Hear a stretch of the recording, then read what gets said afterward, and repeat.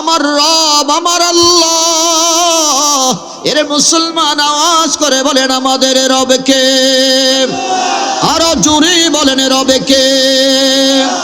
আমি আমার আল্লাহর নাম নিয়ে চিরুনিটা উঠাইলাম, বলে আল্লাহকে, বলে আল্লাহ হলো আমার রব, যিনি আমার সব প্রয়োজনের আয়োজন করেন। এবার মাসি তার এমন কথা শোনার পরে মেয়েটা দৌড়াইয়া ফেরাউনের কাছে গিয়ে ডাক দিয়া বলতেছে, এরে ফেরাউন, ঘরের মধ্যে তুমি বিষধর সাপ তুমি পুষতেছো, তোমার খবর নাই। বলে যে কি হয়েছে? তোমার দাসী মাসিটা তোমাকে রব মানে না। বলে যে কাকে রব মানে? কয় আল্লাহরে রব মানে। মাসি তার কথা শোনার পরে ফেরাউনের মেজাজ গরম হয়ে গেল। ডাক দিয়া বলতেছে, ডাকো মাসে তাকে ডেকে আনো। মাসে তাকে সামনে আনার পরে এবার ফেরাউন প্রশ্ন করতেছে, মাসেতা, আমি কি তোর রব নই? আমি কি তোর রব নই? তুই কি আমাকে রব হিসেবে স্বীকৃতি দেস না? এবার মাসেতা ডাক দেয়া বলতেছে, না ফরমান, মানুষ কোনোদিন মানুষের খোদা হতে পারে না। কথা কোন ঠিক কিনা? মানুষ কোনোদিন মানুষের কাছে মাথা নত করতে পারে না। আমার রব আমার আল্লাহ। এর মুসলমান আওয়াজ করে বলেন আমাদের রব কে?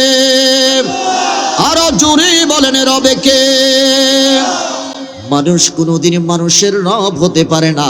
তুমি কোনোদিন আমার রব নয়। কয় তোর রব আল্লাহ। বলে যে হ্যাঁ, আমার জীবনের সব প্রয়োজনের আয়োজন যিনি করেন তিনি আমার রব। কথা কোন ঠিক কিনা? বলেন, আমার প্রতিদিন 3 লক্ষ টাকার অক্সিজেন প্রয়োজন হয়, দেন কে?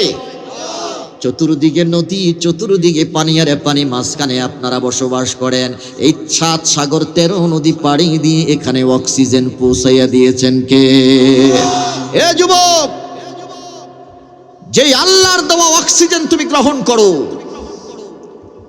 যে আল্লাহর দেওয়া অক্সিজেন গ্রহণ করে তুমি পৃথিবীতে বেঁচে আছো, সেই অক্সিজেন গ্রহণ করে যেই নেতার স্লোগান তুমি দাও, যেই নেতার পিছনে পিছনে তুমি ঘুরো, কোরআন সুন্নাহর বিপক্ষে তুমি অবস্থান করেও, নারায়ে তাকবীর স্লোগান দিলে, কোরআনের কথা শুনলে পড়ে, রাসূলের ইশকের কথা শুনলে পড়ে, তোমার শরীরে চুলকানি শুরু হয়ে যায়। তোমার একবারও কি চিন্তা করেছো, আমার মাওলায়ে পাক যদি তোমার অক্সিজেনটা 5 মিনিটের জন্য বন্ধ করে দেয়, তোমার বডিটা লাশ হয়ে পৃথিবীর জমিনে পড়ে থাকবে। কথা বলেন ঠিক কিনা? তুমি যেই ব্রেন খাটিয়ে পৃথিবীতে চলাফেরা করো, যেই ব্রেন খাটিয়ে তুমি পৃথিবীতে চাকরি করো, লেখাপড়া করো, সেই ব্রেন খাটিয়ে তুমি কোরআন সুন্নাহর পক্ষে অবস্থান নাও, রাসূলুল্লাহর প্রেমের কথা শুনলেই তোমার শরীরে চুলকানি শুরু হয়ে যায়। দুনিয়ার ফাসিক পুজ্জারদের পিছনে তুমি স্লোগান দাও, কোরআন সুন্নাহর বিপক্ষে অবস্থান নাও। আমি প্রশ্ন করি, আমার আল্লাহ যদি আজকে তোমার মাথার ব্রেনটা যদি তোমাকে নষ্ট করে দেয়, আগামী কালকে তুমি পাগল, পাগল হলে পরে তোমার ঠিকানা পাবনার পাগলা গারদে। কথা বলেন ঠিক কিনা? আজকে যে যুবকগুলো আমাকে আহলান সাহলান জানিয়ে সেই কোথা থেকে রিসিভ করে নিয়ে এসেছে, মন থেকে তাদের জন্য দোয়া করেছি যে আল্লাহ, প্রত্যেকটা যুবককে তুমি ইসলামের জন্য কবুল করো, প্রত্যেকটা যুবককে তুমি সুন্নিয়তের স্বতন্ত্র প্রহরী হিসেবে কবুল করো। রে দুনিয়ার মুসলমান, মাসিটা ডাক দিয়া বলতেছে, শোনো, যিনি আমার জীবনের সব প্রয়োজনের আয়োজন করেন তিনি আমার রব। ঈমান বুঝানোর জন্য এত দূরে গেলাম বন্ধুরে, আমরাও ঈমানদার, মাসিটাও ঈমানদার। আল্লাহ বলেছেন, তুমিনুনা বিল্লাহি, আল্লাহর প্রতি তোমরা এমন ভাবে ঈমান আনবা যেই ঈমানের কারণে তোমাদের জীবন চলে যাবে, ঈমান যাবে না, ঈমানটা সীসা ডালা প্রাচীরের মতো দাঁড়িয়ে যাবে। চিৎকার করে বলেন আল্লাহু আকবার। আপনাকে দেখলে নবী গো দোজখ হয় হারাম, আপনাকে দেখলে নবী গো দোজখ হয় হারাম, মরণ কালে দিবেন দেখা, মরণ কালে দিবেন দেখা, হাবিবি দো জাহান নবীজি আল্লাহ আল্লাহ লা ইলাহা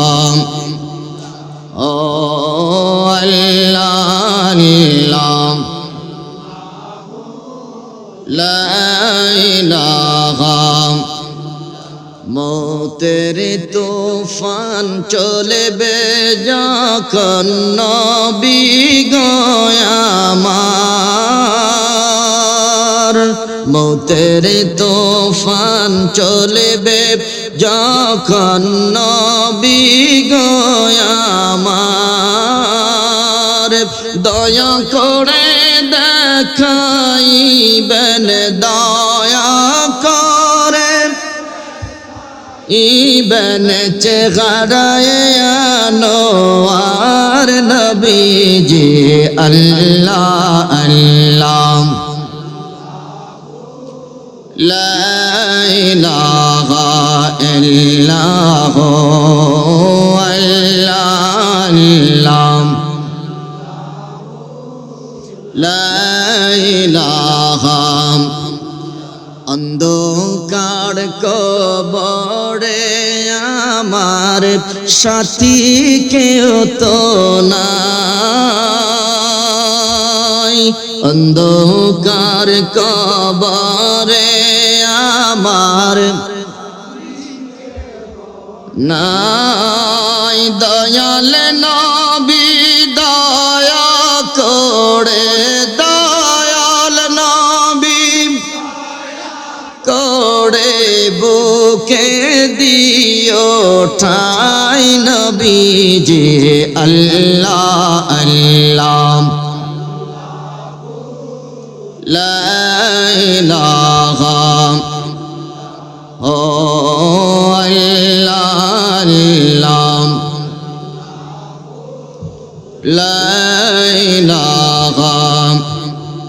হাশর মিজানে পুলিশ রাতে আপন কেউ তো নাই, হাশর মিজানে পুলিশ রাতে আপন কেউ তো নাই, দয়াল নবী দয়া করে দয়াল নবী করে বুকে দিও ঠাই নবীজি আল্লাহ আল্লাহ লা ইলাহা ইল্লাল্লাহ আল্লাহ আল্লাহ লা ইলাহা। কৌসারের মালিক আপনি কোরআনে প্রচার, কৌসারের মালিক আপনি প্রচার, রোজ হাশরে পিলাইবেন রোজ হাশরে ইবেন উম্মতি গুনাহগার নবীজি আল্লাহ আল্লাহ লা ইলাহা ইল্লাল্লাহ আল্লাহ আল্লাহ লা ইলাহা লা ইলাহা ইল্লাল্লাহ মুহাম্মাদুর রাসূলুল্লাহ সাল্লাল্লাহু আলাইহি ওয়াসাল্লাম বালাগাল উলা বিকামালিহি কাশাফাত দুজা বিজামালিহি حسنت جميع خصاله صلوا عليه। আল্লাহর নবী সরকারে দু আলম সাহাবায়ে কেরামদেরকে নিয়ে এইভাবে বসে আছেন, দ্বীনি আলোচনা করতেছেন। সুবহানাল্লাহ বলবেন না? হঠাৎ করে একজন সাহাবী নাম হলো আবু যর রাদিয়াল্লাহু তাআলা আনহু, তিনি দাঁড়িয়ে গেলেন, ডাক দিয়া বলতেছেন যে ইয়া রাসূলুল্লাহ, এমন একটা আমল আজকে আমাদেরকে আপনি বলে দিবেন যে আমল করলে আল্লাহ পাওয়া যায়। আরো আস্তে কোন সুবহানাল্লাহ। আমি জাতের টিচার, আমাকে একটু সাপোর্ট দেওয়া লাগবে। কাকে পাওয়া যায়? জোরে বলেন কাকে? এমন একটা আমলের কথা বলে দিবেন যে আমল করলে আল্লাহ পাওয়া যায়। যে আমল করলে জান্নাত পাওয়া যায়, যে আমল করলে পরে জাহান্নামের আগুন থেকে মুক্তি পাওয়া যায়। সুবহানাল্লাহ। হযরতে আবু যর রাদিয়াল্লাহু তাআলা আনহুর সাথে আরো কয়েকজন সাহাবী সুর মিলালেন, যে ইয়া রাসূলুল্লাহ, আমরা এমন একটা আমল চাই যে আমল করলে আল্লাহ পাওয়া যাবে, আর আল্লাহকে পেলে অটোমেটিক জান্নাত ফ্রি পাওয়া যায়। কথা কয় না, জোরে বলেন ঠিক কি না? আল্লাহ পাইলে জান্নাত পাওয়া যায়, আল্লাহ পাইলে জান্নাত পাওয়া যায় না? জান্নাত পাওয়া যায়। নবী পাইলে আল্লাহও পাওয়া যায়, জান্নাতও পাওয়া যায়। আরো আস্তে কোন সুবহানাল্লাহ। নবী পাইলে কয়টা পাওয়া যায়? এক, আল্লাহ বলেন এক। দুই, জান্নাত। দুই, আর আল্লাহ পাইলে শুধু জান্নাত পাওয়া যায়, আর নবী পাইলে আল্লাহও পাওয়া যায়, জান্নাতও পাওয়া যায়। বলেন আমরা নবী চাই কি চাই না? দুই হাত তুলে বলেন আমরা নবী চাই কি চাই না? নারে তাকবীর। এই এত আস্তে স্লোগান দিলে আল্লাহ পাওয়া যাবে না, চিল্লায় বলেন নারে তাকবীর, নারে রিসালাত, আহলে সুন্নাত ওয়াল জামাত।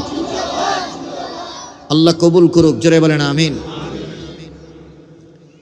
নবী আবার একটু চুপসে গেলেন, কোনো কথা বললেন না। আমার আল্লাহ হযরত জিবরিল আমিন কি ডাক দেয়া বললেন, জিবরিল সূরা সফ নিয়ে নবীজির দরবারে চলে যাও।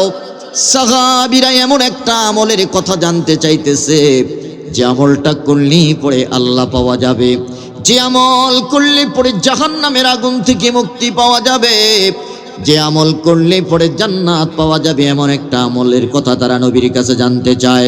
রে জিব্রাইল, তাড়াতাড়ি সূরা সফটা নবীর কাছে নিয়ে চলো, আর আমার নবীকে বলো 14 আয়াত বিশিষ্ট সূরা সফটা যেন সাহাবীদের মাঝে তেলাওয়াত করে শুনিয়ে দেয়। আমার নবীকে বলে দিও, জিবরিল যাও আমার নবীকে বলে দাও, সাহাবীদের কি যেন বলে দেয় এই 14 আয়াতের ভিতর থেকে আমলটা যেন তারা খুঁজে বের করে নেয়, যে আমল করলেই পরে 3টা নিয়ামত পাওয়া যাবে। চিল্লায় এখন সুবহানাল্লাহ। জিবরিল আমিন ডাক দিয়ে বললেন, নবী গো কোনো টেনশন করবেন না, সাহাবীরা আমলের কথা জানতে চাইতেছে, আমার আল্লাহ আমল দিয়ে দিলেন। নবী গো রব্বে কারীম বলিয়ে দিয়েছে সূরা সফটা যেন তেলাওয়াত করে শোনায়া দেন। এবার আমার নবী সাহাবীদের সামনে সূরা সফটা তেলাওয়াত করতে শুরু করলেন। এক এক করে 10টা আয়াত তেলাওয়াত করলেন। 10টা আয়াত তেলাওয়াত করার পরে আমার নবী বলতেছে, সাহাবীরা তোমরা যা চাইতেছ আমার আল্লাহ তাই এখন বয়ান করতেছেন, মনোযোগ দিয়া শুনো। আমার আল্লাহ ডাকদা বলে, ইয়া আইয়ুহাল্লাযীনা আমানু হাল আদুল্লুকুম আলা তিজারাতিন তুনজিকুম মিন আযাবিন আলীম। এই ঈমানওয়ালা বান্দারা শুনো, আমি কি তোমাদেরকে এমন একটা ব্যবসার কথা বলে দিব না, এমন একটা আমলের কথা তোমাদেরকে বলে দিব না, যে আমল করলে পরে, যেই ব্যবসাটা করলে পরে আমি আল্লাহ তোমাদেরকে 3টা নিয়ামত দান করব। জোরে জোরে বলেন আল্লাহু আকবার। এই আয়াতের মধ্যে আল্লাহ ব্যবসা দিয়ে, তিজারা শব্দটা দিয়ে উল্লেখ করেছেন, মানে একটা বিজনেস। আমি কি তোমাদেরকে এমন একটা ব্যবসার কথা শিখিয়ে দিব না, যেই ব্যবসা করলে পরে তোমরা 3টা নিয়ামত পাইবা। বলেন কয়টা? এর দুনিয়ার মুসলমান, আপনাদের এই বাজারের মধ্যে যারা পান বিক্রি করে তাদেরকে যদি আপনি জিজ্ঞাসা করেন কেন পান বিক্রি করেন, তিনি জবাব দিবে, বন্ধু দিন শেষে যে কয়টা টাকা ইনকাম করি, অতিরিক্ত লাভ করি, ওই টাকা দিয়ে আমার পরিবার পরিজন সন্তানাদি দিয়ে আমি আমার পৃথিবীর জীবনটাকে একটু সুন্দরভাবে বাঁচাইতে চাই। কথা বলেন ঠিক কিনা? যারা মাছ বিক্রি করে তাদেরকে যদি আপনি জিজ্ঞাসা করেন কেন তুমি বিজনেস করো, সেও একই জবাব দিবে।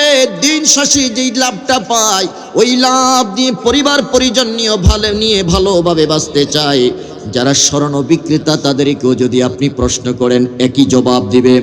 দুনিয়ার প্রত্যেকটা ব্যবসায়ী লাভ করতে চায়, কথা বলেন ঠিক কিনা? আল্লাহ আমাদের সাথে বিজনেস করতে চায়, আমাদের সাথে ব্যবসা করতে চায়। রব্বে কারিমকে প্রশ্ন করলাম, মাওলা রে, তুমি যদি আমাদের সাথে ব্যবসা করো বা আমরা যদি তোমাদের সাথে ব্যবসা করি, আমাদের লাভ কয়টা দিবা? কি লাভ দিবা? আমাদের প্রফিট হিসেবে আমাদেরকে কি দেবা? আমার আল্লাহ ডাক দেয়া বলে, বান্দারে, দুনিয়ার ব্যবসার মধ্যে একটা লাভ পাওয়া যায় শুধু টাকা, আর আমার সাথে বিজনেস করলে আমি আল্লাহ তিনটা লাভ দেব। আর জোরে বলেন আল্লাহু আকবার। মাওলারে প্রশ্ন করলাম, মাওলা, তিনটা লাভ আমাদের কি দিবা?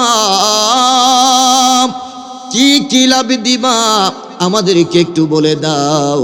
আমার আল্লাহ ডাক দেয়া বলে, এক নাম্বার প্রফিট হলো, এক নাম্বার লাভ হলো তুনজিকুম মিন আযাবিন আলিম। আমি আল্লাহ কথা দিলাম জাহান্নামের আগুন থেকে তোদেরকে মুক্ত করে দেব। বলেন, আমরা জাহান্নামের আগুন থেকে মুক্তি চাই কি চাই না? এই যে রমজান মাস আসতেছে, তারাবির নামাজ পড়ে 4 রাকাত অথবা 20 রাকাতের পরে একটা মুনাজাত দেই। প্রথম দোয়াটা বলি, আল্লাহুম্মা ইন্না নাসআলুকাল জান্নাতা ওয়া নাউযু বিকা মিনান নার।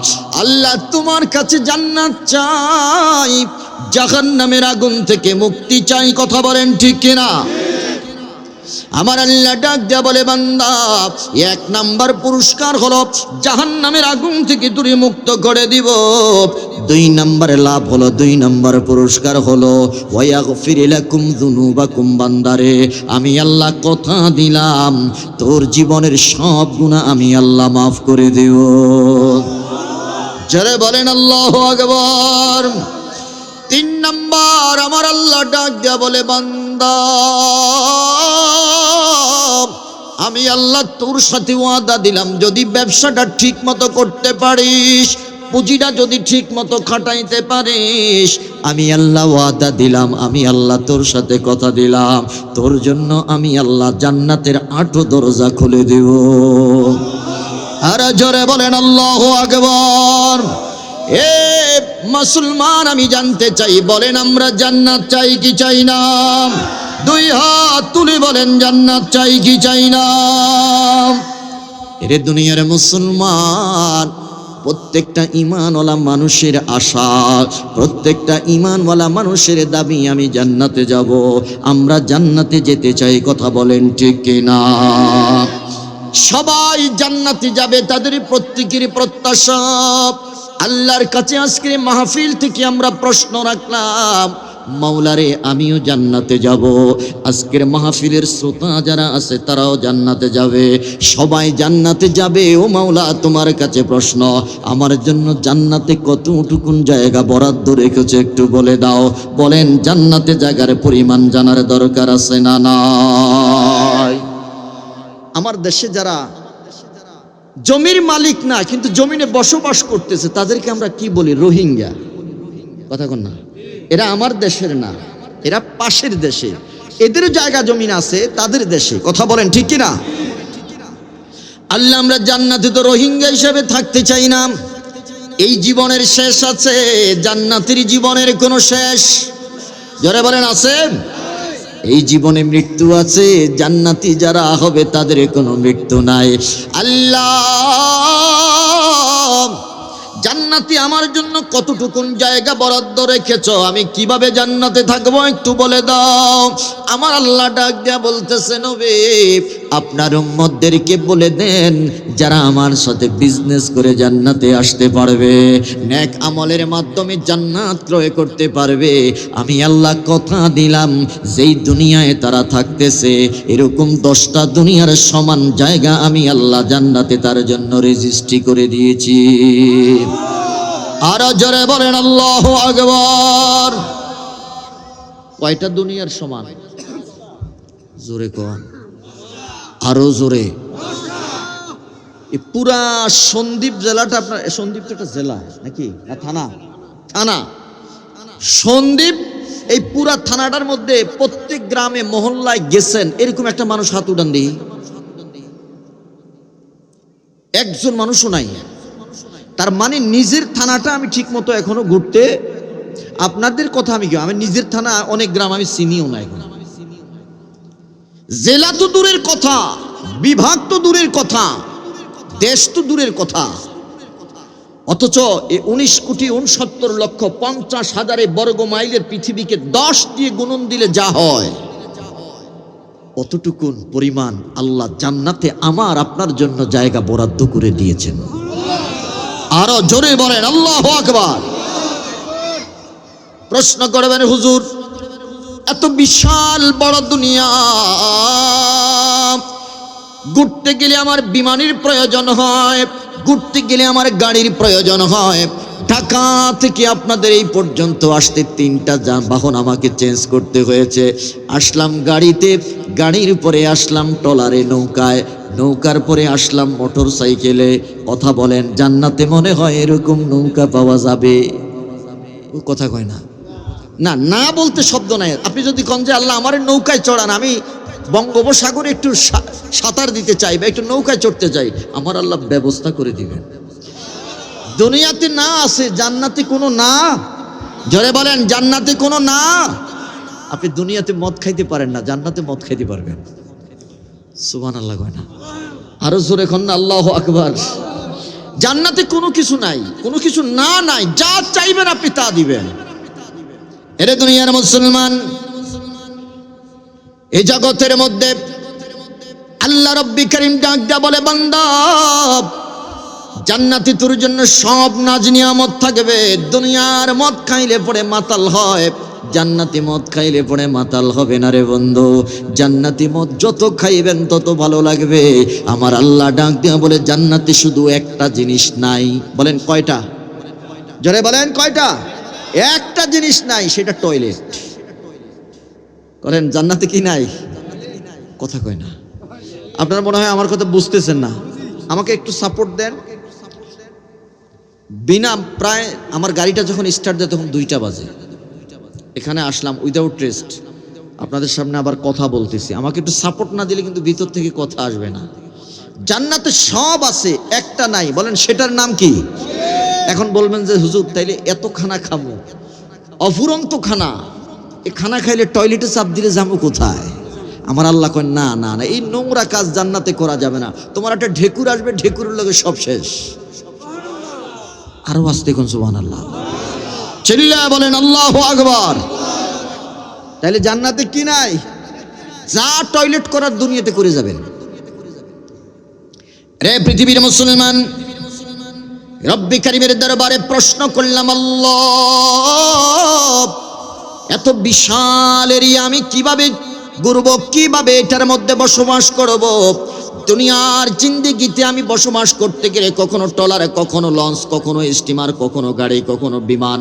আল্লাহ গো তোমার দরবারে জানতে চাই এই 10 দুনিয়ার সমান জান্নাতে জায়গা তুমি আমারে দিবা, এরকম 10টা দুনিয়ার সমান জায়গার মধ্যে আমি কিভাবে পরিভ্রমণ করব, কিভাবে আমি ঘুরবো আমি জানি না, আমাকে বলে দাও। রব্বি কারীম ডাক দেয়া বললেন বান্দা যেদিন তুমি জান্নাতের ভিতরে প্রবেশ করবা, জান্নাতের ভিতরে প্রবেশ করার সাথে সাথে আমি তোমার বডির মধ্যে 2টা ডানা দিয়ে দেব। ওই ডানা মেলে মেরে তুমি জান্নাতের মধ্যে উড়াল দিবা। আর জোরে বলেন আল্লাহু আকবার। বলেন আমার আল্লাহ দিতে পারে কি পারে না? আমার আল্লাহর এই ক্ষমতা আছে না নাই? অনেকের মনের ভিতরে প্রশ্ন, হুজুর একজনের জন্য যদি এরকম 10টা দুনিয়ার সমান জায়গা দেওয়া হয়, কোটি কোটি ঈমানওয়ালা মানুষ পৃথিবী থেকে বিদায় নিছে, এখনো কোটি কোটি ঈমানওয়ালা মানুষ আছে, কিয়ামতের আগেও কোটি কোটি ঈমানওয়ালা মানুষ পৃথিবীতে আসবে। মাওলা গো সবাই যদি এত জায়গা দেওয়া হয়, তো এত বড় জান্নাত কোথায় রাখছো তুমি? এটা অনেকের মনের ভিতরে আবার প্রশ্ন যে এটা সম্ভব না, জান্নাতে এত জায়গা আছে নাকি? বলেন আমার আল্লাহর ক্ষমতা আছে না নাই? যারা বলেন আছে না নাই? ছোট্ট একটা উদাহরণ দেব, একটা কথা মনে পড়ে গেছে, বলবো? জিব্রাইল আমিনের ডানা কয়টা? 600 ডানা। সুবহানাল্লাহ বলেন, বলেন কয় শত ডানা? 600 ডানা আমার আল্লাহ জিব্রাইল আমিনকে দিলেন। জিব্রাইল আমিন ডাক দেয়া বলে, দুনিয়ার মানুষেরা রে, সিদরাতুল মুনতাহা থেকে জমিন পর্যন্ত আসতে মাত্র আমার একটা ডানা খোলার প্রয়োজন হয়, সময় লাগে মাত্র আধা সেকেন্ড। চোখের পলকে আমি সিদরাতুল মুনতাহা থেকে জমিনে চলে আসি। চিল্লায় এখন সুবহানাল্লাহ। একটা বার কি চিন্তা করছেন যে এই জমিন থেকে প্রথম আসমানের দূরত্ব কতটুকুন? আল্লাহু আকবার কোন। আমি ছোট্ট একটা উদাহরণ দিই। আলোর গতি প্রতি সেকেন্ডে কত মাইল? 1,86,000 মাইল। মারহাবা কোন। কয় লক্ষ? 1,86,000 মাইল। নাসার বৈজ্ঞানিকরা 2012 সালে প্রমাণ করেছে যে একটা তারকা তারা আবিষ্কার করেছে, নাম হলো কোয়াসার। বলেন নাম কি? স্টুডেন্টরা এটা মুখস্থ রাখবা, কাজে লাগবে। এই কোয়াসার নামক তারকার আলো প্রতি সেকেন্ডে 1,86,000 মাইল বেগে পৃথিবীতে আসবে। তারা প্রমাণ করেছে যে কিয়ামতের আগেও এই আলো পৃথিবীতে আইসা পৌঁছতে পারবে না। আরো আসতে কোন সুবহানাল্লাহ। চিল্লায় বলেন আল্লাহু আকবার। সেকেন্ডে যদি 1,86,000 মাইল বেগে চলে, 1,86,000 মাইল যায়, এই আলো মিনিটে কতটুকুন যায়, ঘন্টায় কতটুকুন যায়, 24 ঘন্টায় কতটুকুন যায়? এতটুকুন রাস্তা দিনের পর দিন, রাতের পর রাত এটা আসতেছে দুনিয়ার দিকে। কিয়ামতের আগেও এসে পৌঁছতে পারবেন না। চিন্তা করে এখন প্রথম আসমান থেকে প্রথম দুনিয়া পর্যন্ত দূরত্ব কত কোটি মাইল? আল্লাহু আকবার বলেন। প্রথম আসমান থেকে প্রথম জমিন থেকে প্রথম আসমান পর্যন্ত দূরত্ব যতটুকুন, প্রথম আসমান থেকে দ্বিতীয় আসমান ততটুকুন, আবার দ্বিতীয় আসমান থেকে তৃতীয় আসমান ততটুকুন, এভাবে সপ্তম আসমান, তারপরে লা জামান লা মাকান সিদরাতুল মুনতাহা। সেখান থেকে জিব্রাইল আমিন আসতে মাত্র আধা সেকেন্ড সময় লাগে। আরো জোরে বলেন না আল্লাহু আকবার। ডানা খোলা লাগে কয়টা? জোরে বলেন কয়টা? এবার 600 ডানা যদি একসাথে মিল্লা উড়াল দেয় তাহলে সময় লাগবে কতক্ষণ? আল্লাহু আকবার কইছেন না? একটা ডানার স্পিড যদি আধা সেকেন্ডের মধ্যে দুনিয়াতে চলে আসে, এবার 600 ডানা মিল্লা যদি উড়াল দেয়, চিন্তা করেন দেখি কতক্ষণ লাগবে। চিন্তাও করা যাবে না। এটা কথা বলেন ঠিক কিনা? আমার বন্ধুরা, আমার বাবারা গভীর মনোযোগ দেন। জিব্রিল আমিন আল্লাহকে প্রশ্ন করলো, আল্লাহ 600 ডানা তুমি আমাকে দিলা, একটা ডানা মাত্র কাজে লাগাচ্ছি, আর 599টা ডানা আমি কোন কাজে লাগাবো? আমার আল্লাহ ডাক দিয়া বলে, রে জিব্রাইল, এই 600 ডানা মেলে উড়াল দেওয়ার মতো জায়গা আমি আল্লাহ সৃষ্টি করেছি। তুমি 600 ডানা মেলে 1000 বছর উড়াল দিলেও জায়গা উড়াল দিয়ে শেষ করতে পারবে না। আমার আল্লাহকে প্রশ্ন করলেন জিব্রিল, প্রশ্ন করলেন, মাওলা জানতে চাই ওই জায়গাটা কোন জায়গায়, আমাকে একটা নজরে দেখতে দাও, আমাকে একটা বার 600 ডানা মেলে উড়াল দিতে দাও। রব্বে কারিম ডাক দেয়া বলে, রে জিব্রাইল, আমি জানতে চাই তোর কি বিশ্বাস হয় না? বলে যে আল্লাহ, বিশ্বাস করি, অন্তরের প্রশান্তির জন্য একটা বার দেখতে চাই, আমার ঈমানটাকে মজবুত করব। রব্বে কারিম ডাক দেয়া বললেন, যাও জান্নাতের বারান্দার মধ্যে চলে যাও, জান্নাতের দরজার মধ্যে গিয়ে নক করো। হযরত জিবরিল আমিন জান্নাতের মধ্যে গিয়ে নক করলেন। দারওয়ান ডাক দেয়া বলতেছে, কে তুমি? কয় আমি জিবরিল। কেন এসেছো? বলে যে আমি জান্নাতের ভিতরে ঢুকবো। হযরত জিবরাইলের এমন কথা শোনার পরে জান্নাতের দারওয়ান ডাক দেয়া বলতেছে, কোনো পারমিশন নাই। রব্বে কারিম শুধুমাত্র একজনের ব্যাপারে পারমিশন দিয়েছেন, তিনি আর কেউ নয়, তিনি মুহাম্মদুর রাসূলুল্লাহ সাল্লাল্লাহু আলাইহি ওয়াসাল্লাম। জোরে কোন সুবহানাল্লাহ। বলে যে তিনাকে কিভাবে পারমিশন দিয়েছে? বলে জিবরিল, মাওলায়ে পাকের পক্ষ থেকে ঘোষণা হয়েছে আমার নবী আগে জান্নাতের মধ্যে প্রবেশ করবে। যখনই নবী আসবে জান্নাতের দরজা খুলে দেবা। জান্নাতের চাবিটা আমি নবীর হাতে তুলে দিয়েছি রে দারওয়ান। যখনই আমার নবী জান্নাতের দরজার মধ্যে দাঁড়াইবে, সাথে সাথে দরজা খুলে দিবা। তবে সাবধান, নবী ছাড়া আর কাউকে ঢুকতে দিবা না। আমি সর্বপ্রথম আমার নবীকে দিয়েই জান্নাতটা উদ্বোধন করব। জোরে বলেন আল্লাহু আকবার। বলেন আমার নবীর মর্যাদা আছে না নাই? নবীকে প্রশ্ন করলাম, নবী জান্নাতে তুমি সর্বপ্রথম প্রবেশ করবা, তোমারে দিয়ে আমার আল্লাহ জান্নাতটা উদ্বোধন করবে। ওগো নবী তোমার কাছে প্রশ্ন, আমরা কখন যাব জান্নাতের ভিতরে? আমাদের জন্য কি কোনো সময় আছে নাকি? এবার আমার নবী ডাক দিয়ে বলে, উম্মত রে, জান্নাতে সর্বপ্রথম আমি আগে ঢুকবো, আমার পিছনে পিছনে আমার উম্মত ঢুকবে। চিৎকার করে বলেন আল্লাহু আকবার। এরে নোয়াখালীর মুসলমান আওয়াজ করে বলেন, আমরা জান্নাত চাই কি চাই না? দুই হাত তুলে বলেন, নবীর সাথে জান্নাত চাই কি চাই না? আল্লাহ আমাদের প্রত্যেককে নবীর সাথে জান্নাতে যাওয়ার তৌফিক দান করো। জোরে বলেন আমিন। ভালো লাগার জায়গা মদিনা, ভালোবাসার জায়গা মদিনা। বলেন, ভালো লাগার জায়গা মদিনা, ভালোবাসার জায়গা মদিনা।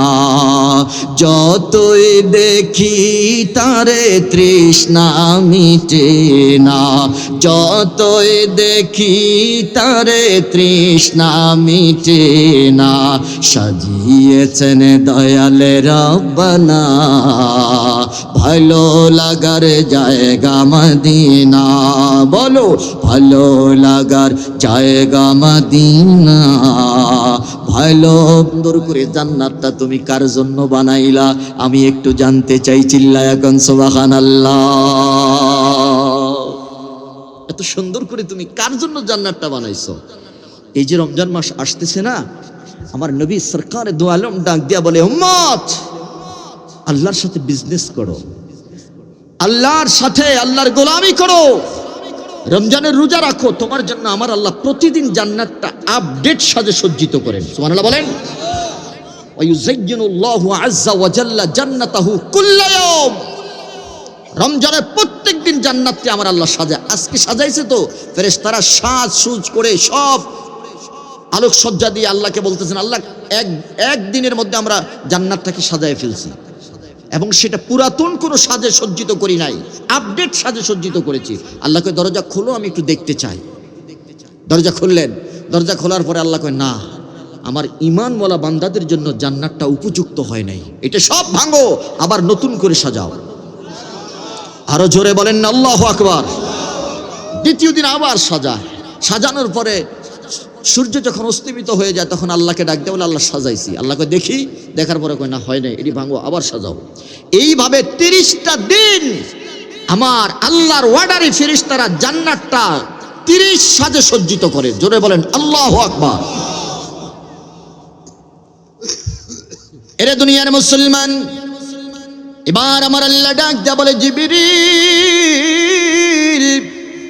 আমি আমার ঈমানওয়ালা বান্দাদের জন্য জান্নাতটা সাজাইলাম। পৃথিবীর জিন্দেগিতে যারা ঈমান আনবে, ঈমান আনার পরে যারা নেক আমল করবে, নেক আমল করার কারণে আমি আল্লাহ তাদের জন্য জান্নাতটা এত সুন্দর করে সাজাইছি। চিৎকার করে বলা যাবে কি আল্লাহু আকবার। এরে জিবরিল, কোন জায়গায় এসেছো? স্টেশনের নামটা বলো, ঠিকানাটা আমাকে বলো, আমি জানতে চাই আমার আল্লাহ জানে কি জানেন না। জিবরিল এখন কোন জায়গায় আছে আমার আল্লাহ মনে জানে না। সালেহী কোন জায়গায় আছে আল্লাহ জানেনি। আমার কলিজাটা শুকায় গেছে যখন এই পাহাড়, উহুদ পাহাড়ে উঠতে যেরকম কষ্ট হয়েছে আমার, আজকে ঠিক আপনাদের বোর্ড থেকে নাইমা আমি উঠতে আমার কলিজা শুকায় গেছে। আল্লাহ যদি স্লিপ কাটিতে শেষ। কথা বুঝেন নাই? আমি যে এখানে আসছি আল্লাহ মনে হয় জানে না। আরো জোরে বলেন, জিবরিল কোন জায়গায় আছে আমার মাওলায়ে কারীম জানে কিনা? কেন প্রশ্ন করলো? জিবরিল উড়াল দিতে চাইছে 600 ডানা মেলে। আল্লাহু আকবার বলেন। এর জিবরিল জবাব দাও, কোন স্টেশনে এসেছো?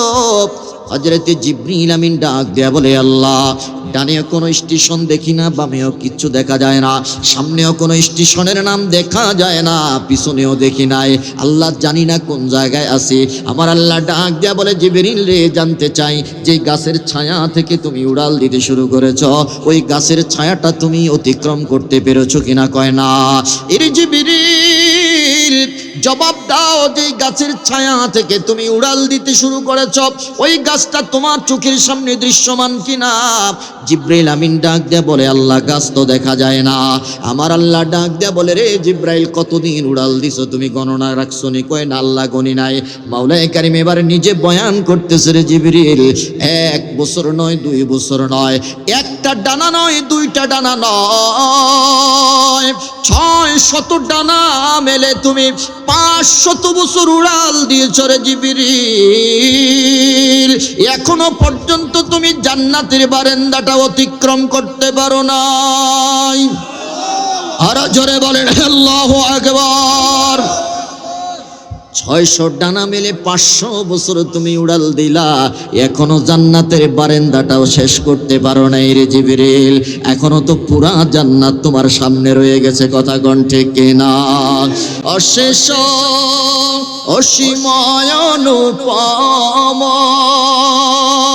হৃদয় সুষমা তুমি, তুমি প্রিয়তম।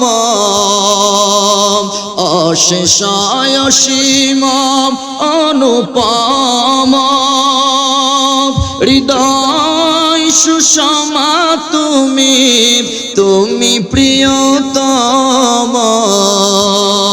প্রেমের আকাশে তুমি, প্রেমের আকাশে তুমি চিরবহিয়ান, তুমি রহমান, তুমি মেহেরবান, তুমি রহমান, তুমি মেহেরবান। জোরে কোন মারহাবা। আমার বন্ধুরা, আমার বাবারা, এখন আমি আপনাদের কাছে প্রশ্ন করতে চাই, 600 ডানা মেরে 500 বছর উড়াল দিয়েছে, এখনো জান্নাতের বারান্দার ভিতরে রয়ে গেছে। জান্নাতের বারান্দাটা যদি এত বড় হয়, এখন আমার প্রশ্ন হলো, না জানি আমার আল্লাহ জান্নাতের মূল ফটকটা কত বড় করে বানাইছে? চিন্তা করা যায়? বলেন, ওই জান্নাতে যাওয়ার দরকার আছে না নাই? আমার নবী বলেছিলেন যে তোমরা জান্নাতুল ফেরদাউস সব সময় আল্লাহর কাছে দোয়া করবা, যে আল্লাহ তুমি আমাকে জান্নাতুল ফেরদাউসটা দিও। সুবহানাল্লাহ বলেন। আর আমার আব্বা বলতেন, জান্নাতুল ফেরদাউসটা বড়টা চাইবা, যদি বড়টা নাও দেয় গাট্টিটা লইয়া শুধু খালি বারান্দার মধ্যে যদি একটু জায়গা দেয়, জীবন সার্থক। কথা বলেন, কথা বলেন, ঠিক না? আমার বন্ধুরা, আমার বাবারা, বলেন পুরস্কার কয়টা? জোরে বলেন কয়টা? 3টা পুরস্কারের কথা বললাম। এই জন্য আগে পুরস্কারটির ঘোষণা আমি দিয়ে দিলাম, যার কারণ হলো যাতে করে ব্যবসা করার জন্য সবাই আমরা এগিয়ে আসি। কথা কোন ঠিক কিনা? বুঝেন নাই? ডেস্টিনি যখন দেখতেছে ডেস্টিনির ব্যবসা করলে কোটি কোটি টাকার মালিক হয়ে যায়, সব দেয় হুমড়ি গায়ে পড়ছে, জায়গা জমি বিক্রি করে ডেস্টিনির মধ্যে লাগাইছে। কথা কয় না? শেয়ার বাজার আপনাদের তো এই এলাকার মানুষ নাই, ঢাকার শহরের মানুষ, সারা দেশের মানুষ সব বিক্রি করে নিয়ে শেয়ার বাজারে ঢুকাইছে। আল্লাহর কি গজব, একবারে সব শেষ। আগেই লাভের কথাটা বয়ান করলাম এই জন্য, যাতে করে ব্যবসায়িক যারা আছেন তারা একটু এগিয়ে আসেন, আমরা ব্যবসা করব। বলেন, আমরা এমন ব্যবসা করতে চাই কি চাই না? আল্লাহকে প্রশ্ন করলাম, আল্লাহ আমরা বিজনেসটা করতে চাই, যেই বিজনেসের মধ্যে তুমি পুরস্কার ঘোষণা করেছো 3টা। ওগো মাওলা বলো দেখি ব্যবসাটা কি? এবার আমার আল্লাহ বয়ান করতেছেন 11 নম্বর আয়াতে, তুমিনুনা বিল্লাহি ওয়া রাসূলিহি ওয়া তুজাহিদুনা ফি সাবিলিল্লাহ। জোরে জোরে বলেন আল্লাহু আকবার। আমার আল্লাহ বয়ান করতেছেন, বান্দা ব্যবসা করতে গেলে তোমার 2টা পুঁজির দরকার। বলেন কয়টা? আরো জোরে বলেন কয়টা? 1 নাম্বার পুঁজি হলো ঈমান, দুই নম্বরে পুঁজি হলো জিহাদ ফি সাবিলিল্লাহ। আল্লাহকে প্রশ্ন করলাম, আল্লাহ কোন ঈমান দিয়ে, তুমি ঈমান দিয়ে কোনটা বোঝাও? কয় এক নাম্বার হলো আমি আল্লাহর প্রতি ঈমান, দুই নাম্বার হলো আমার রাসূলের প্রতি ঈমান। আল্লাহ ঈমানটা কিভাবে আমরা গ্রহণ করব, কি পদ্ধতিটাকে আমি সংক্ষেপে মুসলমান আপনাদের সামনে বোঝার জন্য বলতে চাই। আমার আল্লাহ বয়ান করে দিলেন ঈমানটা হতে হবে মজবুত। চিল্লায়া এখন সুবহানাল্লাহ। নড়বড়ে ঈমান দিয়ে বিজনেস করা যাবে? আল্লাহ কাইফিয়াতটা কেমন হবে? কয় পদ্ধতিটা হবে ঈমানওয়ালা মানুষ জীবন ছাড়বে তো ঈমান ছাড়বে না। সুবহানাল্লাহ বলেন। জীবন দিবে তো ঈমান দিবে না। এরকম মজবুত ঈমান নিয়ে আমার সাথে ব্যবসা করা লাগবে। নড়বড়ে ঈমান দিয়ে বিজনেস করা যায় না। দেখবেন দোকানের মধ্যে লেখা আছে বাকিতে বন্ধুত্ব নষ্ট, বাকি চাহিয়া লজ্জা দিবেন না। কথা কোন ঠিক কিনা? তুমি আমার শালা অথবা দুলাভাই, শালা দুলাভাই সব বাসার ভিতরে, দোকানের ভিতরে কোনো শালা দুলাভাই কথা কোন না। বন্ধু আছো, বান্ধব আছো, সব ব্যবসা প্রতিষ্ঠানের বাহিরে। আমার দোকানে চা খাইবা তো আগে টাকা দিতে হবে। যদি এটা করা না যায়, ঈমান যদি নড়বড়ে হয়, ব্যবসায় কালা দোয়া মারে। কথা বলেন ঠিক কিনা? আমার আল্লাহ ডাক দিয়ে বললেন ঈমান হতে হবে মজবুত। নড়বড়ে ঈমান দিয়ে বিজনেস করা যাবে না। ছোট্ট একটা আমি উদাহরণ দেই, ঈমানটা কেমন হবে। আমার আল্লাহ বলতেছেন জীবন দিবা তো ঈমান দিবা না। এরে মুসলমান, আজকে আমরা সবাই ঈমানওয়ালা দাবি করি, ঈমানদার দাবি করি, কিন্তু আমার ঈমানটা কত মূল্যবান সম্পদ, কত দামি দৌলত আমরা এটা বুঝি না। যার কারণে টাকার কাছে আমরা, ক্ষমতার কাছে ঈমান বিক্রি করে দেই। কথা বলেন ঠিক কিনা? টাকার কাছে ঈমান বিক্রি করে দেই, সম্পদের কাছে ঈমান বিক্রি করে দেই, ক্ষমতার কাছে আমরা ঈমান বিক্রি করে দেই। শুধুমাত্র একটা জিনিসের অভাব, সেটা হলো জানি না ঈমানের কত দাম, ঈমানের কত মূল্য। কথা বলেন ঠিক কিনা? ছোট্ট একটা উদাহরণ দেন। কষ্ট হচ্ছে বাজান? চলবে কিছু সময়? আল্লাহ কবুল করুক, জোরে বলেন আমিন। ফেরাউনের ঘরে একটা দাসী ছিল, নাম হলো মাশেতা। বলেন নাম কি? গোপনে গোপনে মুসা কালিমুল্লাহর উপরে ঈমান আনছে। ফেরাউন জানে না সে যে কালিমা পড়ে ঈমানওয়ালা হয়ে গেছে। সুবহানাল্লাহ বলবেন না? ফেরাউনের ঘরে থাকা যে মেয়েগুলা, মহিলাগুলো, কন্যাগুলো আছে, এগুলোর মাথা ছিঁড়িয়ে দেয়, বেনি এঁটে দেয়, সিটি কেটে দেয়। হঠাৎ করে একদিন চুল আশ্রাতে গিয়ে হাত থেকে চিরুনিটা জমিনের মধ্যে পড়ে গেল।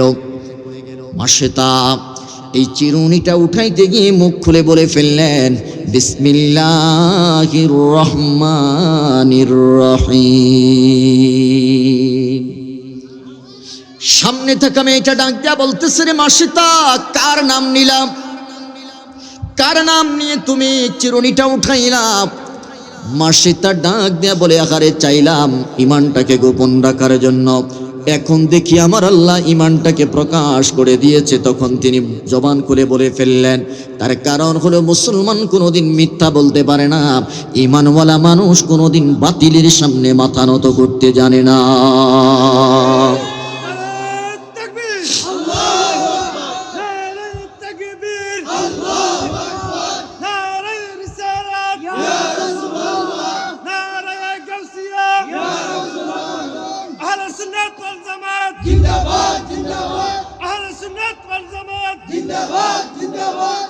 আমার বন্ধুরা, আমার বাবারা বলে যে তিনি হলেন আমার আল্লাহ। আমি আমার আল্লাহর নাম নিয়ে চিরুনিটা উঠাইলাম। বলে আল্লাহকে, বলে আল্লাহ হলো আমার রব, যিনি আমার সব প্রয়োজনের আয়োজন করেন। এবার মাসিতার এমন কথা শোনার পরে মেয়েটা দৌড়াইয়া ফেরাউনের কাছে গিয়ে ডাক দিয়া বলতেছে, এরে ফেরাউন, ঘরের মধ্যে তুমি বিষধর সাপ তুমি পুষতেছো, তোমার খবর নাই। বলে যে কি হয়েছে? তোমার দাসী মাসিতা তোমাকে রব মানে না। বলে যে কাকি রব মানে? কয় আল্লাহরে রব মানে। মাসিতার কথা শোনার পরে ফেরাউনের মেজাজ গরম হয়ে গেল। ডাক দেয়া বলতেছে, ডাকো মাসিতাকে, ডেকে আনো। মাসিতাকে সামনে আনার পরে এবার ফেরাউন প্রশ্ন করতেছে, মাসিতা, আমি কি তোর রব নই? আমি কি তোর রব নই? তুই কি আমাকে রব হিসেবে স্বীকৃতি দেস না? এবার মাসিতা ডাক দেয়া বলতেছে, না ফরমান, মানুষ কোনোদিন মানুষের খোদা হতে পারে না, কথা কোন ঠিক কিনা? মানুষ কোনোদিন মানুষের কাছে মাথা নত করতে পারে না। আমার রব আমার আল্লাহ, এর মুসলমান আওয়াজ করে বলেন আমাদের রবকে, আরো জোরে বলেন রবকে। মানুষ কোনোদিন মানুষের রব হতে পারে না। তুমি কোনোদিন আমার রব নয়, কয় তোর রব আল্লাহ। বলে যে হ্যাঁ, আমার জীবনের সব প্রয়োজনের আয়োজন যিনি করেন তিনি আমার রব, কথা কোন ঠিক কিনা? বলেন আমার প্রতিদিন 3 লক্ষ টাকার অক্সিজেন প্রয়োজন হয়, দেন কে? চতুর্দিকে নদী, চতুর্দিকে পানি আরে পানি, মাঝখানে আপনারা বসবাস করেন। এই 7 সাগর 13 নদী পাড়ি দিয়ে এখানে অক্সিজেন পৌঁছাইয়া দিয়েছেন কে? এ যুবক, যে আল্লাহর দেওয়া অক্সিজেন তুমি গ্রহণ করো, যে আল্লাহর দেওয়া অক্সিজেন গ্রহণ করে তুমি পৃথিবীতে বেঁচে আছো, সেই অক্সিজেন গ্রহণ করে যেই নেতার স্লোগান তুমি দাও, যেই নেতার পিছনে পিছনে তুমি ঘুরো, কোরআন সুন্নাহর বিপক্ষে তুমি অবস্থান করেও, নারায়ে তাকবীর স্লোগান দিলে, কোরআনের কথা শুনলে পড়ে, রাসূলের ইশকের কথা শুনলে পড়ে, তোমার শরীরে চুলকানি শুরু হয়ে যায়। তোমার একবারও কি চিন্তা করেছো আমার মাওলায়ে পাক যদি তোমার অক্সিজেনটা 5 মিনিটের জন্য বন্ধ করে দেয়, তোমার বডিটা লাশ হয়ে পৃথিবীর জমিনে পড়ে থাকবে, কথা বলেন ঠিক কিনা? তুমি যেই ব্রেন খাটিয়ে পৃথিবীতে চলাফেরা করো, যেই ব্রেন খাটিয়ে তুমি পৃথিবীতে চাকরি করো, লেখাপড়া করো, সেই ব্রেন খাটিয়ে তুমি কোরআন সুন্নাহর পক্ষে অবস্থান নাও, রাসূলুল্লাহর প্রেমের কথা শুনলেই তোমার শরীরে চুলকানি শুরু হয়ে যায়। দুনিয়ার ফাসিক পুজ্জারদের পিছনে তুমি স্লোগান দাও, কোরআন সুন্নাহর বিপক্ষে অবস্থান নাও। আমি প্রশ্ন করি, আমার আল্লাহ যদি আজকে তোমার মাথার ব্রেনটা যদি তোমাকে নষ্ট করে দেয়, আগামী কালকে তুমি পাগল, পাগল হলে পরে তোমার ঠিকানা পাবনার পাগলা গারদে, কথা বলেন ঠিক কিনা? আজকে যে যুবকগুলো আমাকে আহলান সাহলান জানিয়ে সেই কোথা থেকে রিসিভ করে নিয়ে এসেছে, মন থেকে তাদের জন্য দোয়া করেছি যে আল্লাহ প্রত্যেকটা যুবককে তুমি ইসলামের জন্য কবুল করো, প্রত্যেকটা যুবককে তুমি সুন্নিয়তের স্বতন্ত্র প্রহরী হিসেবে কবুল করো। রে দুনিয়ার মুসলমান, মা সীতা ডাক দিয়া বলতেছে, শোনো, যিনি আমার জীবনের সব প্রয়োজনের আয়োজন করেন তিনি আমার রব। ঈমান বুঝানোর জন্য এত দূরে গেলাম বন্ধুরে, আমরাও ঈমানদার, মা সীতাও ঈমানদার। আল্লাহ বলেছেন তুমিনুনা বিল্লাহি, আল্লাহর প্রতি তোমরা এমন ভাবে ঈমান আনবা যে ঈমানের কারণে তোমাদের জীবন চলে যাবে, ঈমান যাবে না, ঈমানটা সীসা ডালা প্রাচীরের মতো দাঁড়িয়ে যাবে। চিৎকার করে বলেন আল্লাহু আকবার। আমি বুঝানোর জন্য বলি, আগা লড়বে, গোড়া লড়বে না। তাল গাছ আছে না আপনাদের এলাকায়, যত ঝড় ঝাপটা আসুক আগা লড়ে, গোড়া লড়ে না। এটার নাম হলো ঈমান। সুবহানাল্লাহ বলেন। রে দুনিয়ার মুসলমান, মা সীতা বলল, শোনো, মানুষ কোনোদিন মানুষের রব হতে পারে না, তুমি আমার কোনোদিন রব হতে পারো না, যাও তুমি চলে যাও। মা সীতার এমন কথা শোনার পরে ফেরাউন ডাক দেয়া বলতেছে, মা সীতা তুমি কি জানো এর পরিণাম কি হতে পারে? বলে যে জানি, আমার পরিণাম মৃত্যুদণ্ড হতে পারে, তবে মনে রাখবা মৃত্যুটাকে সাদরে বরণ করে নিব, তারপরেও তোমার হাতে ঈমান তুলে দিব না। বলেন আল্লাহু আকবার বলেন। এরে মা সীতা জবাব দাও, তোমার সন্তান কয়জন? বলে যে আমার সন্তান 2 জন, 9 বছরের একটা মেয়ে আর একটা মেয়ে আছে, আমার দুধের সন্তান ঘুম পাড়িয়ে এসেছে। হযরতে মা সীতার কথা শোনার পরে ফেরাউন ডাক দিয়ে বলতেছে, যাও তোমার কন্যা সন্তান 2টা নিয়ে আসো। সৈন্যবাহিনীদেরকে বলল, তাড়াতাড়ি চুলা খনন করো।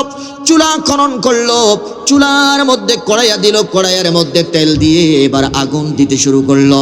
আগুন দিতে দিতে যখন তেলগুলো উতরাচ্ছে, মা সীতা তার সন্তানগুলোকে নিয়ে হাজির হলো। ডাক দেয়া বলতেছে, মা সীতা এখনো সময় আছে, আমাকে রব হিসেবে স্বীকৃতি দে। স্বীকৃতি দিলেই পরে 3 জনের জীবন বেঁচে যাবে। যদি আমাকে রব হিসেবে স্বীকৃতি না দাও, তাহলে একজনকেও বাঁচিয়ে রাখা যাবে না, বাঁচিয়ে রাখা হবে না। চিল্লায়া কোন নাউজুবিল্লাহ। সীসা ডালা প্রাচীরের মতো দাঁড়িয়ে গেলেন।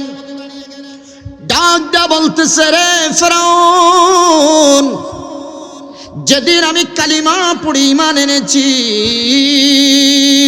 সেদিন থেকে আমার জীবন আর আমার সম্পদ, আমার জান এবং আমার মাল আমি আল্লাহর হাতে তুলে দিয়েছি রে ফেরাউন। জান এবং মালের মালিক আমি নয়, জান এবং মালের মালিক কে? আরো জোরে বলেন কে? আমার জান আমার আল্লাহর মালিক, আমার আল্লাহ মালিক। আল্লাহ যারে বাঁচাইতে চায় পৃথিবীর কেউ তারে মারতে পারে না। আমার আল্লাহ যারে মারতে চায় পৃথিবীর কেউ তারে বাঁচাইতে পারে না। চিল্লায়া কোন ঠিক কিনা? এর দুনিয়ার মুসলমান আমাদের জান এবং মালেরও মালিক কে? কেমন মালিক? আল্লাহ বলতেছেন ইন্নাল্লাহা আশতারা মিনাল মুমিনিনা আনফুসাহুম ওয়া আমওয়ালাহুম বিআন্না লাহুমুল জান্নাহ। জোরে জোরে বলেন আল্লাহু আকবার। বান্দারে ঈমানওয়ালা বান্দাদের কাছ থেকে জান আর মাল ক্রয় করে নিলাম, বিনিময়ে তোদেরকে মূল্য হিসাবে জান্নাত দিলাম। বলেন আমার জান এবং মালের মালিক কে? দাতা সূত্রেও মালিক, ক্রয় সূত্রেও মালিক। আমরা হলাম জান এবং মালের আমানতদার। কথা কোন ঠিক কিনা? মাসেদা বলতেছে জান আর মাল তো আল্লাহরে দিয়ে দিছি, আমার কাছে আর কিচ্ছু নাই। সুবহানাল্লাহ বলবেন না? এই কথাটা বলার সাথে সাথে বড় মেয়েটাকে 9 বছর বয়স, এই মেয়েটাকে সাথে সাথে তেলের মধ্যে ফেলিয়ে দিল। এ মুসলমান, একটা বার চিন্তা করেন, মায়ের সামনে সন্তানের এই করুণ পরিণতি পৃথিবীর কোনো মা সহ্য করতে পারবে না। কথা কোন ঠিক কিনা? মায়ের আচরণ তো এমন, প্রয়োজনে নিজের জীবন দিয়ে দেয় সন্তানকে বাঁচায়, নিজের জীবনের বিনিময়ে হলেও সন্তানকে বাঁচাইতে চায়। এটা হলো মায়ের চরিত্র, এটাই হলো মায়ের ভালোবাসা। কথা বলেন ঠিক কিনা? অথচ চোখের সামনে সন্তানটা তেলের মধ্যে কাবাব হচ্ছে, মুহূর্তের মধ্যে হাড্ডিগুলো আলাদা হয়ে গেল, গোশতগুলো ভুনা হচ্ছে, তেলের মধ্যে ভাসতেছে, হাড্ডিগুলো নিচে পড়ে গেল। রে মুসলমান, হযরতে মাসেতা সন্তানের দিকে তাকাইয়া চোখের পানি জোরে জোর করে ছেড়ে দিয়ে আরশের দিকে তাকাইয়া আছে। আল্লাহু আকবার। ফেরাউন ডাক দেয়া বলতেছে মাসেতা, এই চোখের পানিটা যদি একটু আগে ছাড়তাম তাহলে তোমার আদরের দুলালিনী কলিজারে টুকরা সন্তান হারাতে হতো না। মাসেতা ডাক দেয়া বলতেছে রে নাফরমান, এটা কোনো কষ্টের কান্না নয়, এটা কোনো কষ্টের কান্না নয়, হারানোর কান্না নয়। বলে যে তাহলে আবার এটা কিসের কান্না? বলে যে শোনো, এটা হলো এমন কান্না, ফরিয়াদের কান্না। আমি আমার মাওলাই পাকের কাছে চোখের পানি ছেড়ে ফরিয়াদ করেছি, মাওলা ইমানের পথে আমাকে অবিচল রাখো, ইমানের রাস্তা থেকে এক চুল পরিমাণ যেন দূরে সরে না যায় আল্লাহ, সেই তৌফিক তুমি আমাদেরকে দান করো। চিল্লায় এখন সুবহানাল্লাহ বলেন, আল্লাহু আকবার বলেন। আমি আর আপনি হলে কি করতাম? সব দিয়ে দিতাম মিয়া। আমি পঞ্চগড়ে গিয়েছি, পঞ্চগড়ে যাওয়ার পরে দেখি যে কাদিয়ানীরা বিশাল এলাকা জুড়ে দখল করে আছে। জিজ্ঞাসা করলাম এত উম্মত তারা পাইল কোথায়? হুজুর টাকা দিয়ে সব কিনে নিয়ে গেছে, চাকরি দিয়েছে, টাকা দিয়েছে। টাকা দেওয়ার কারণে মানুষগুলো, এই গরিব মানুষ, অসহায় মানুষ, লেখাপড়া তত একটা জানে না। এরা জানে না যে ইমানের দাম কত বেশি, এরা জানে না ইমান কত বড় দৌলত। এরা কাদিয়ানি হয়ে গেছে। অথচ আমাদের ইয়াকিন, আমাদের আকীদা কি? কাদিয়ানীরা, জোরে বলেন না, কাদিয়ানীরা কি মুসলমান না কাফের? আরে জোরে বলেন, কাদিয়ানীরা কি? ওই ঈমানওয়ালা মানুষগুলো কাফের হয়ে গেল, তাদের কথা কি বলবো? আমাদের সমাজে আমরাও তো টাকার কাছে ঈমান বিক্রি করে দেই। কথা বলেন ঠিক কিনা? রাতের অন্ধকারে 2000, 5000, 10,000 টাকা দিলে পরে বিচারের রায়টা উল্টা দিকে ঘুরায় দেই। আপনাদের এলাকায় নাই মনে হয় এরকম? কথা বলেন, আছে না নাই? এই সাগর নদী পাড়ি দিয়ে আপনাদের দিকে চলে আসতে এরা 5000, 10,000 টাকা দিলে বিচারের রায় উল্টা দিকে। বলেন এরকম নাফরমান আছে না নাই? 100 টাকা দিলে বুট বেচা হয়ে যায়। যারা বলেন আছে না নাই? 500 টাকায় 1000 টাকা দিলে পরে ভোটের রায়টা পাল্টে যায়। এরে দুনিয়ার মুসলমান, আমি বলতে চাই, গরুর মাথা বিক্রি হয় ঢাকার শহরে 5000, আর আশরাফুল মাখলুকাত শ্রেষ্ঠ নবীর শ্রেষ্ঠ উম্মতের মাথা বিক্রি হয় 500। কথা কয় না, আরো আসতে কম, মাইর আসতে পারে।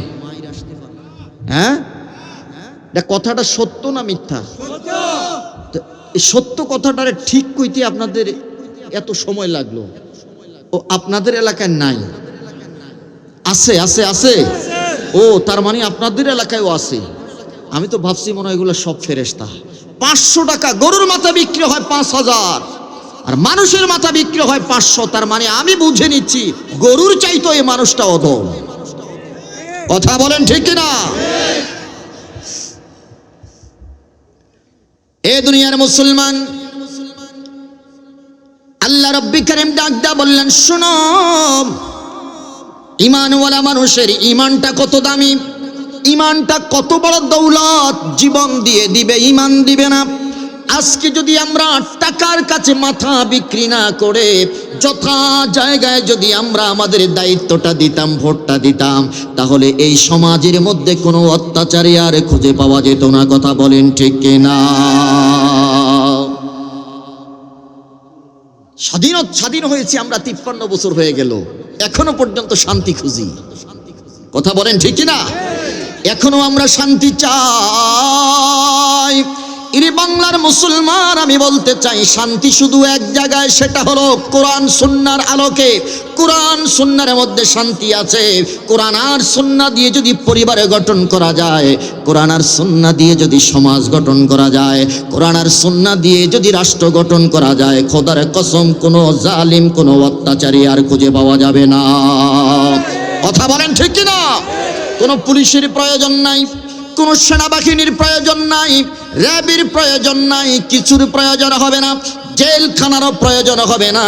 শুধুমাত্র কোরআন এবং সুন্নাহ দিয়ে যদি আমরা আমাদের সমাজটাকে গড়তে পারি, এই জগতের মধ্যে কোনো ইফতিজার, কোনো সন্ত্রাস, চাঁদাবাজ খুঁজে পাওয়া যাবে না। কথা বলেন ঠিক কিনা? রাসূলুল্লাহর জামানায় জেলখানা ছিল, ওমরের জামানায় ছিল, ওসমানের জামানায় ছিল, জেলখানা ছিল না। তার মানে মানুষগুলা ছিল সোনার মানুষ। সুবহানাল্লাহ বলবেন না?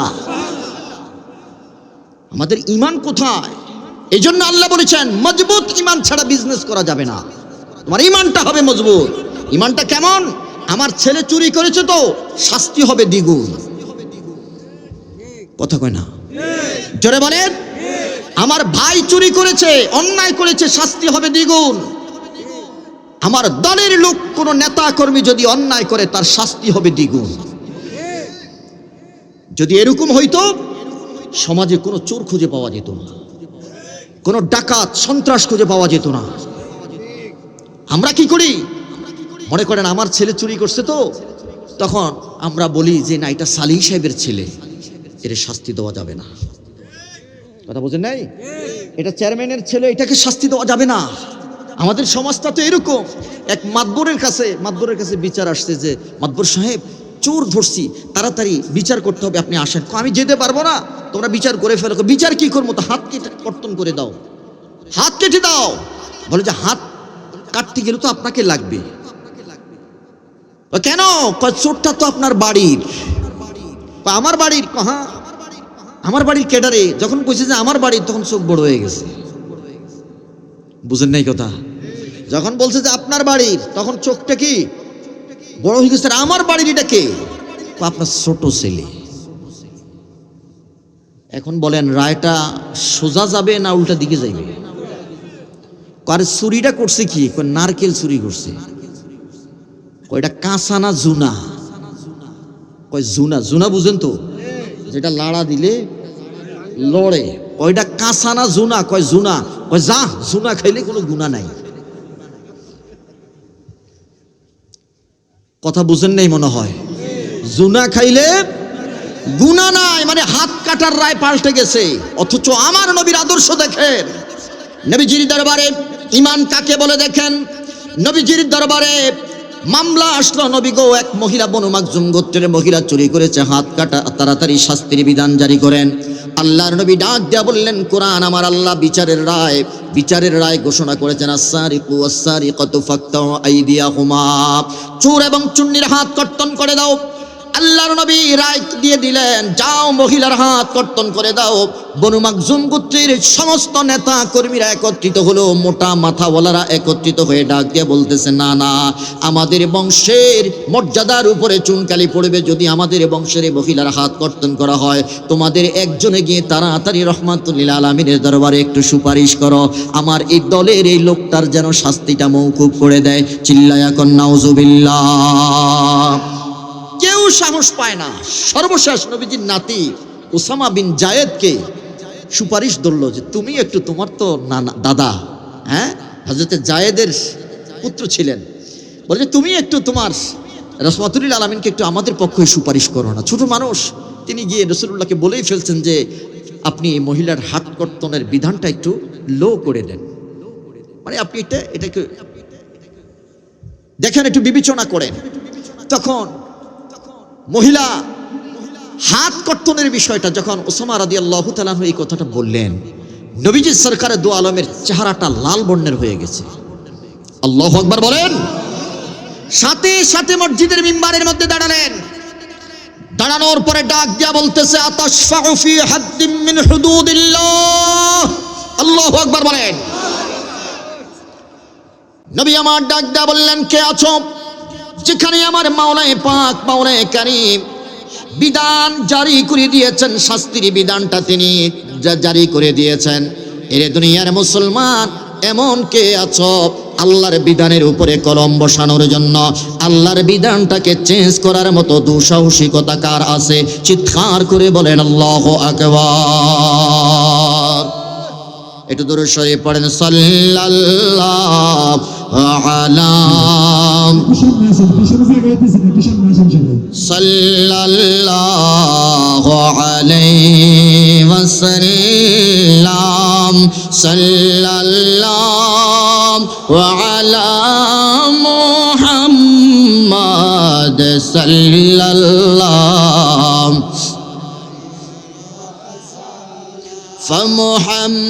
فمحمدنا هو سيدنا فالعز لنا لإجابته صلى الله على صلى الله عليه صلى الله على محمد صلى الله عليه।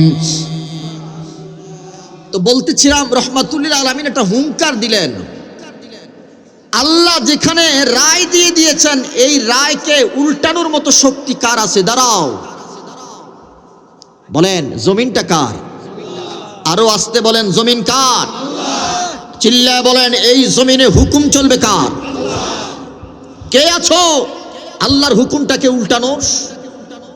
সমস্ত সাহাবীরা, বনু মাখজুম গোত্রের সব লিডাররা মাথা নত করে বসে আছে। কেউ কথা বলার মতো বেয়াদবির দুঃসাহসিকতা করেন নাই। নবীজি আমার ডাক দিয়ে বললেন, শোনো, হতে পারে এটা আমার দলের লোক, ইমানদার তো, মানে কি নবীর দলের তো না, আবু জাহেলের। হতে পারে এটা আমার দলের লোক, হতে পারে আমার ঘরের লোক, হতে পারে আমার সমাজের লোক, হতে পারে আমার রাষ্ট্রের লোক। শুনে নাও, যদি লাউ সারাকাত ফাতিমা বিনতি মুহাম্মদ সাল্লাল্লাহু আলাইহি ওয়াসাল্লাম, আমার কলিজার টুকরা ফাতেমা যদি এই মহিলার জায়গা হতো, অর্থাৎ আমার কলিজার টুকরা ফাতেমা যদি চুরি করত, আমি রাসূল কোনো হাকিমের দিকে তাকাইতাম না। লাকাতাতু ইয়াদাহা, আমি রাসূল নিজেই তার দুইটা হাত কর্তন করে দিতাম। জোরে বলেন আল্লাহু আকবার।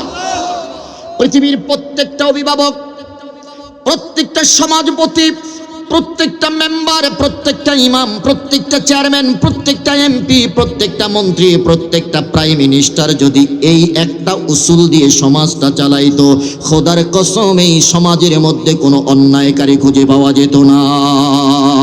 চিল্লায় বলেন ঠিক না? আমরা তো আমার ছেলে যদি চুরি করে, আমার ভাই যদি চুরি করে, আমার কোনো আত্মীয় স্বজন যদি চুরি করে, অথবা আমার দলের কেউ যদি চুরি করে, তাহলে ফোন দেই, ওসি সাহেব ছাইরা দেন, এটা কিন্তু আমার দলের। এত আস্তে কইলেন কে? ঠিক। ওসি সাহেব ছেড়ে দেন, এটা আমার ঘরের, এটা আমার আত্মীয় স্বজন। না আমি মিথ্যা বলছি? জোরে বলেন ঠিক না বেঠিক? যার কারণে যারা অন্যায়কারী, তারা অন্যায় করতে করতে করতে তাদের হৃদয়ের স্পর্ধা এতটা বেড়ে যায়, দিবালোকে প্রকাশ্যে হাদির মতো একজন ঈমানওয়ালা মানুষের মস্তকের মধ্যে গুলি করতেও তারা দ্বিধাবোধ করে না। আপনার আমার নিরাপত্তা কোথায়?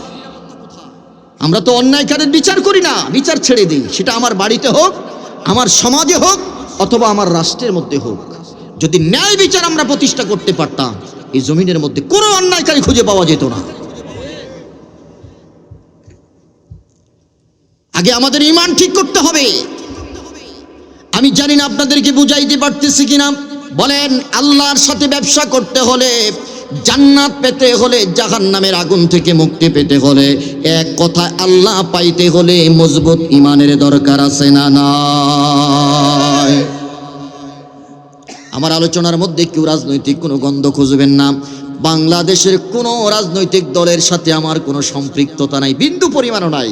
তবে আমার যেটা দায়িত্ব, আমি বলে যাই, হক কথা বলতে আমি কাউকে ভয় করি না। আপনারা আমার সাথে আছেন?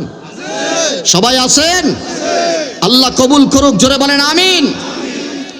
রে দুনিয়ার মুসলমান, হযরত মাশিতার চোখের সামনে সন্তানটা চলে গেল, জবানটাকে স্তব্ধ করতে পারে নাই, বন্ধ করতে পারে নাই, ঈমানটাকে নষ্ট করতে পারে নাই। মাশিতাকে ডাক দেয়া বলতেছে, মাশিতা, একটা সন্তান চলে গেল, আর একটা সন্তান আছে, এখনো সময় আছে। মাশিতা ডাক দেয়া বললেন, নাকের ডগা যতক্ষণ পর্যন্ত নিঃশ্বাস আসা যাওয়া করবে, ততক্ষণ পর্যন্ত আমি স্বীকৃতি দিব আমার রব হলো আমার আল্লাহ। বলেন রব কে? হযরত মাশিতার এমন ঈমান দীপ্ত কথা শোনার পরে ফেরাউন ডাক দেয়া বলতেছে, শোনো, তোমার এই দুধের সন্তানটাকে এখন আমি আগুনের মধ্যে জ্বালবো। মাশিতা চোখের পানি ছেড়ে দিয়ে ডাক দেয়া বলতেছে, শোনো, এই দুধের সন্তান কোনো সিদ্ধান্ত দিতে পারে না, এই দুধের সন্তান কোনো কথা বলতে পারে না। তোমার যা করা দরকার আমাকে করো, এই নিষ্পাপ মাসুম শিশুটার সাথে তুমি নির্যাতন চালায়ও না। এই কথা বলার পরে সাথে সাথে মাশিতার কোল থেকে দুধের সন্তানটা নিয়ে পায়ের মধ্যে ধরে মাথাটাকে নিচের দিকে দিয়ে এইভাবে কড়াইয়ের উপরে ঝুলাইতেছে আর বলতেছে, মাশিতা, এখনো সময় আছে, আমাকে রব হিসাবে স্বীকৃতি দাও। মাশিতা ডাক দিয়া বলতেছে, ফেরাউন রে, এরকম একটা সন্তান নয়, আমার আল্লাহ যদি আমাকে 1000 সন্তান দিত রে ফেরাউন, আমি আমার 1000 সন্তানটাকে আমার মাওলায় পাকের প্রেমে কুরবান দিয়ে হলেও ঈমানটারে ঠিক রাখতাম। জোরে বলেন আল্লাহু আকবার।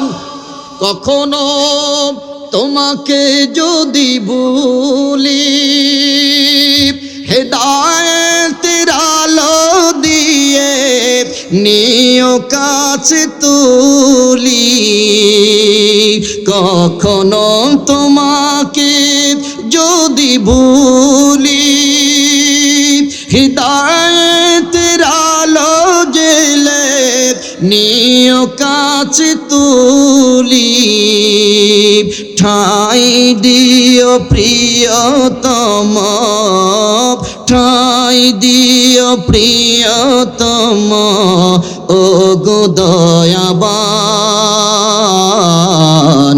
তুমি রহমান,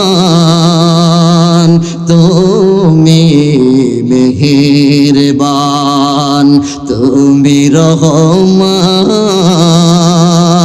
তুমি মেহেরবান। জোরে বলেন আমিন, আরো জোরে বলেন আমিন। আল্লাহ, এই মাহফিলের পক্ষ থেকে তোমার কাছে আমাদের ফরিয়াদ, ঈমানের পথ থেকে যদি কোনোদিন দূরে সরে যায়, আল্লাহ আমাদেরকে তোমার দয়ার ভালোবাসা দিয়ে আবার হিদায়াতের পথে পরিচালিত করো। জোরে বলেন আমিন। মাশিতার ছোট্ট দুধের সন্তানটাকে নাফরমান ছাড়ে নাই। এমন কথা শোনার সাথে সাথে কলিজার টুকরা দুধের সন্তানটাকে আগুনের তেলের মধ্যে ফেলে দিল। ফেলার সাথে সাথে আমার আল্লাহ তার জবানটা খুলে দিলেন। দুধের সন্তান তেলের মধ্যে ভাসতেছে আর আওয়াজ করে মাকে মা বলে ডাকে ডেকে বলতেছে মা। জোরে জোরে বলেন আল্লাহু আকবার। দুধের সন্তানটা তেলের মধ্যে পড়ে ডাক দিয়া বলতেছে মা, ইমানের রাস্তা থেকে, ইমানের পথ থেকে এক চুল পরিমাণ নড়বা না রে মা, তাড়াতাড়ি জীবন দাও, এখান থেকে জান্নাত দেখা যায়, জান্নাতের ঘ্রাণ পাইতেছি রে মাওলা, তাড়াতাড়ি আসো, আমি আর তুমি একসাথে জান্নাতে প্রবেশ করব। আর জোরে বলেন আল্লাহু আকবার। আমার আল্লাহ ডাক দিয়া বলতেছেন তুমিনুনা বিল্লাহ, আল্লাহর প্রতি ঈমান, ওয়া রাসূলিহি, রাসূলের প্রতি ঈমান। এই ঈমানটা হতে হবে মজবুত। আল্লাহর প্রতি ঈমানটা যেমন মজবুত হবে, রাসূলের প্রতি ঈমানটাও তদ্রূপ মজবুত হবে। কথা বলেন ঠিক কিনা? দুধের সন্তানটা তেলের মধ্যে ভাসতেছে। এবার বলেন, যখন দুধের সন্তানের মুখ থেকে এমন আওয়াজ আসছে, মায়ের ঈমানটা বাড়ছে না কমছে? আর জোরে বলেন, বাড়ছে না কমছে? মাসি তাকে ডাক দিয়া বললেন, শুনো, দুইটা সন্তান চলে গেল, এখন তোমার পালা। মাসে তার ডাক দিয়া বলতেছে, শুনো, একজন মায়ের কাছে তার জীবনের চাইতে সন্তানের জীবনের মূল্য বেশি।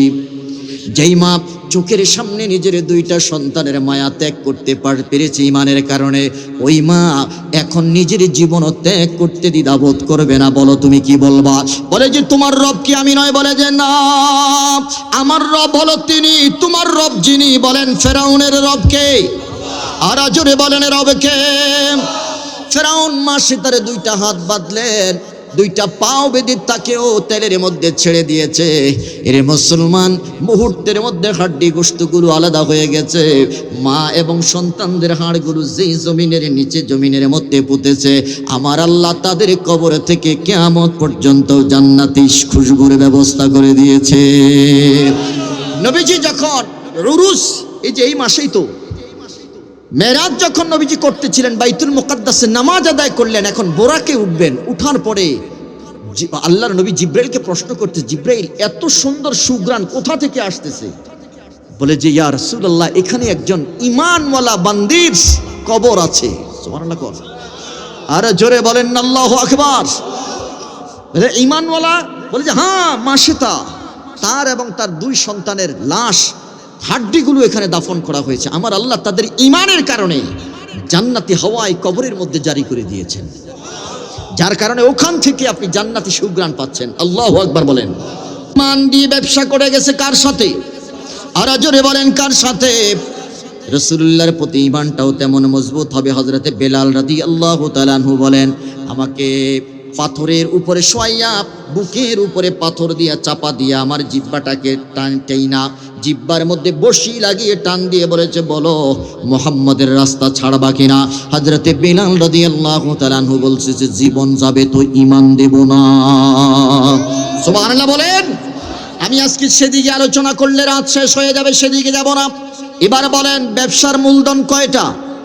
জোরে বলেন, মূলধন কয়টা? দুইটা মূলধন। একটা আপনার নাম হলো ঈমান। ঈমান আমরা বুঝলাম, জীবন যাবে তো ঈমান যাবে না।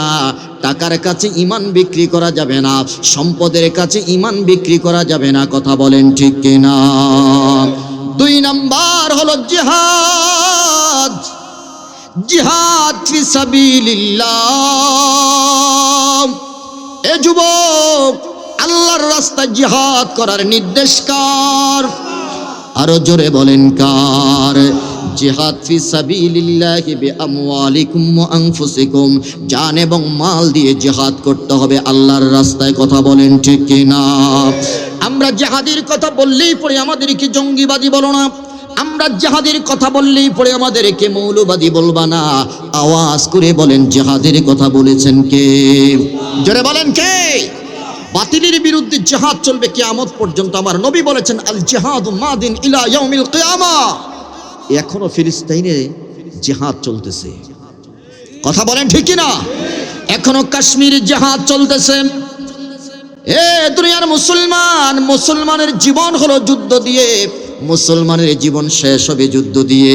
কেউ যুদ্ধ করবে মুখ দিয়ে, কেউ যুদ্ধ করবে কলম দিয়ে, কেউ যুদ্ধ করবে ঢাল আর তরবারি দিয়ে। কথা বলেন ঠিক কিনা? বাতিলের বিপক্ষে যুদ্ধ চলবে কখন পর্যন্ত? কিয়ামত পর্যন্ত। এই জন্য আমাকে জঙ্গিবাদী বানাবা না, এই জন্য আমাকে মৌলবাদী বানাবা না। কারণ ইসলাম প্রতিষ্ঠা হয়েছে রক্ত দেওয়া আর নেওয়ার মাধ্যমে। এর মুসলমান ইতিহাস পড়বা।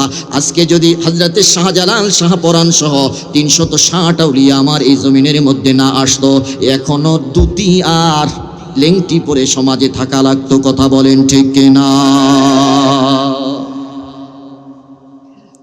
জিহাদটা কেমন হবে? জিহাদ করতে গেলে দুইটা জিনিস থাকতে পারবে না। বলেন কয়টা? যারা বলেন কয়টা? এক নাম্বার তো ঈমান লাগবে। বলেন এক নাম্বার কি? মূলধন এক নাম্বার ঈমান লাগবে। এখন ঈমান আছে, ঈমান থাকার পরে আমার রাসূল বলেছে দুইটা জিনিস থাকা যাবে না জিহাদের ময়দানে। এক নাম্বার হলো কোনো প্রশ্ন করা যাবে না, দুই নাম্বার হলো কোনো শর্ত দেওয়া যাবে না। এরে দুনিয়ার মুসলমান এখন বলবেন হুজুর এটা কেমন? আমি বলবো হ্যাঁ, একটু ধৈর্য ধরেন, আমি আপনাদেরকে বুঝাই দিচ্ছি। আল্লাহর নবীর দরবারে খবর আসলো, নবী গো, ইসলামটাকে মিটিয়ে দেওয়ার জন্য 1 লক্ষ কাফের একত্রিত হয়েছে। কয় লক্ষ? ইতালির রোম থেকে 1 লক্ষ সেনাবাহিনীর একটা বহর এসেছে। সেনাবাহিনীর বহর আসতেছে, মুসলমানদেরকে পৃথিবীর জমিন থেকে ডিলিট করে দিবে। নাউজুবিল্লাহ বলবেন না? নবীর কাছে যখন সংবাদ আসলো, আমার নবী পাগলা ঘন্টা বাজাইলেন। হযরত বিলালকে ডাক দিয়ে বললেন, বিলাল তাড়াতাড়ি জিহাদের আজান দাও, হাইয়া আলাল জিহাদ। আল্লাহু আকবার বলেন। হযরত বিলালের কণ্ঠে যখন আজান বাজতে শুরু করলো, সাহাবায়ে কেরাম যে যেখানে আছেন তাড়াতাড়ি চলে আসলেন নবীজির দরবারে। মসজিদে নববীর মধ্যে নবীজি একটা সমাবেশ করলেন। ডাক দেয়া বললেন, সাহাবীরা রে, মুতার প্রান্তরে 1 লক্ষের উপরে কাফের জমায়েত হয়েছে। বলে যে কেন? কয় আমাদেরকে শেষ করে দেওয়ার জন্য। তোমরা কি প্রস্তুত? 3000 সাহাবী সেদিন মসজিদে নববীর মধ্যে ছিল। সবাই হাত উঠে বললেন, আল্লাহর রাসূল আমরা প্রস্তুত, আপনি শুধু আমাদেরকে নির্দেশ দেন।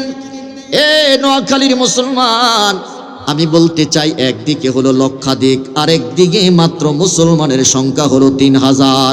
বলেন আপনারা যাবেননি? কথা কয় না? যাইবেন? আপনারা যদি শুনেন যে এই নদীর ওই পাড়ে 1 লক্ষ সেনাবাহিনী রেডি হয়েছে আপনাদেরকে মারার জন্য, আসতেছে তারা, আপনারা আছেন মাত্র 3000, এখন কি করবেন? সামনে আগাইবেন না পিছন দিয়ে ফালাইবেন? কারণ জানি যে নিশ্চিত এখানে গেলে মাইর। কথা কোন না? মায়ের চুটে লুঙ্গি সাথে নিয়েও আসা যাইবে না। সাহাবায়ে কেরাম ঈমান দীপ্ত, ঈমানের বলে বলিয়ান হয়ে বললেন যে ইয়া রাসূলুল্লাহ আমরা প্রস্তুত। চিৎকার করে বলেন আল্লাহু আকবার। আমার নবী বললেন সেনাপতি কে হবে? সাহাবায়ে কেরাম ডাক দিয়া বললেন, ইয়া রাসূলুল্লাহ আপনি যাকে বাছাই করে দিবেন। নবী আমার ডাক দিয়া বললেন, জিহাদ কোথায়? হযরতে জায়েদ কোথায়? তুমি দাঁড়াও। হযরতে জায়েদ হাত তুললেন। এরপরে বললেন, হযরতে জাফর কোথায়? হযরতে জাফর ওই দিন মাত্র হাবাসা থেকে আসছেন, হিজরত করে মক্কা থেকে হাবাসায় চলে গেছে। আর মদিনাতুল মুনাওয়ারায় যখন ইসলামী রাষ্ট্র কায়েম হয়ে গেল, আল্লাহর নবীর চাচাতো ভাই হযরতে জাফর ওই দিনে মাত্র তিনি আসলেন। আসার পরে নবীজি ডাক দিয়া বললেন, জাফর তুমি কোথায়? কয় আমি জাব্বাইক, আমি হাজির। হযরতে আব্দুল্লাহ কোথায়? হযরতে আব্দুল্লাহ হাত তুললেন, হাতের মধ্যে এখনো মেহেদির রং লেগে আছে। নবীজি ডাক দিয়া বললেন, মুসলমানের সাহাবীরা শোনো, আব্দুল্লাহ মাত্র আজকে বিবাহ করেছে, এখনো বাসর রাত হয় নাই। জিহাদের ময়দানে সেনাপতি নবীজি তাকে নিযুক্ত করেছে। চিল্লায়া কোন সুবহানাল্লাহ। এ যুবক মনোযোগ দিয়ে শোনো, ইসলামের পতাকা উড্ডীন করতে তোমাকে বড় প্রয়োজন, তোমাকে বড় প্রয়োজন রে যুবক। বাতিলের পিছনে দৌড়াবা না, মিথ্যার পিছনে স্লোগান দিবা না, দৌড়াইবা না। তোমাকে দরকার আমার নবী পতাকা দলে তোমার মতো একজন সৈনিকের প্রয়োজন। কথা বলেন ঠিক কিনা?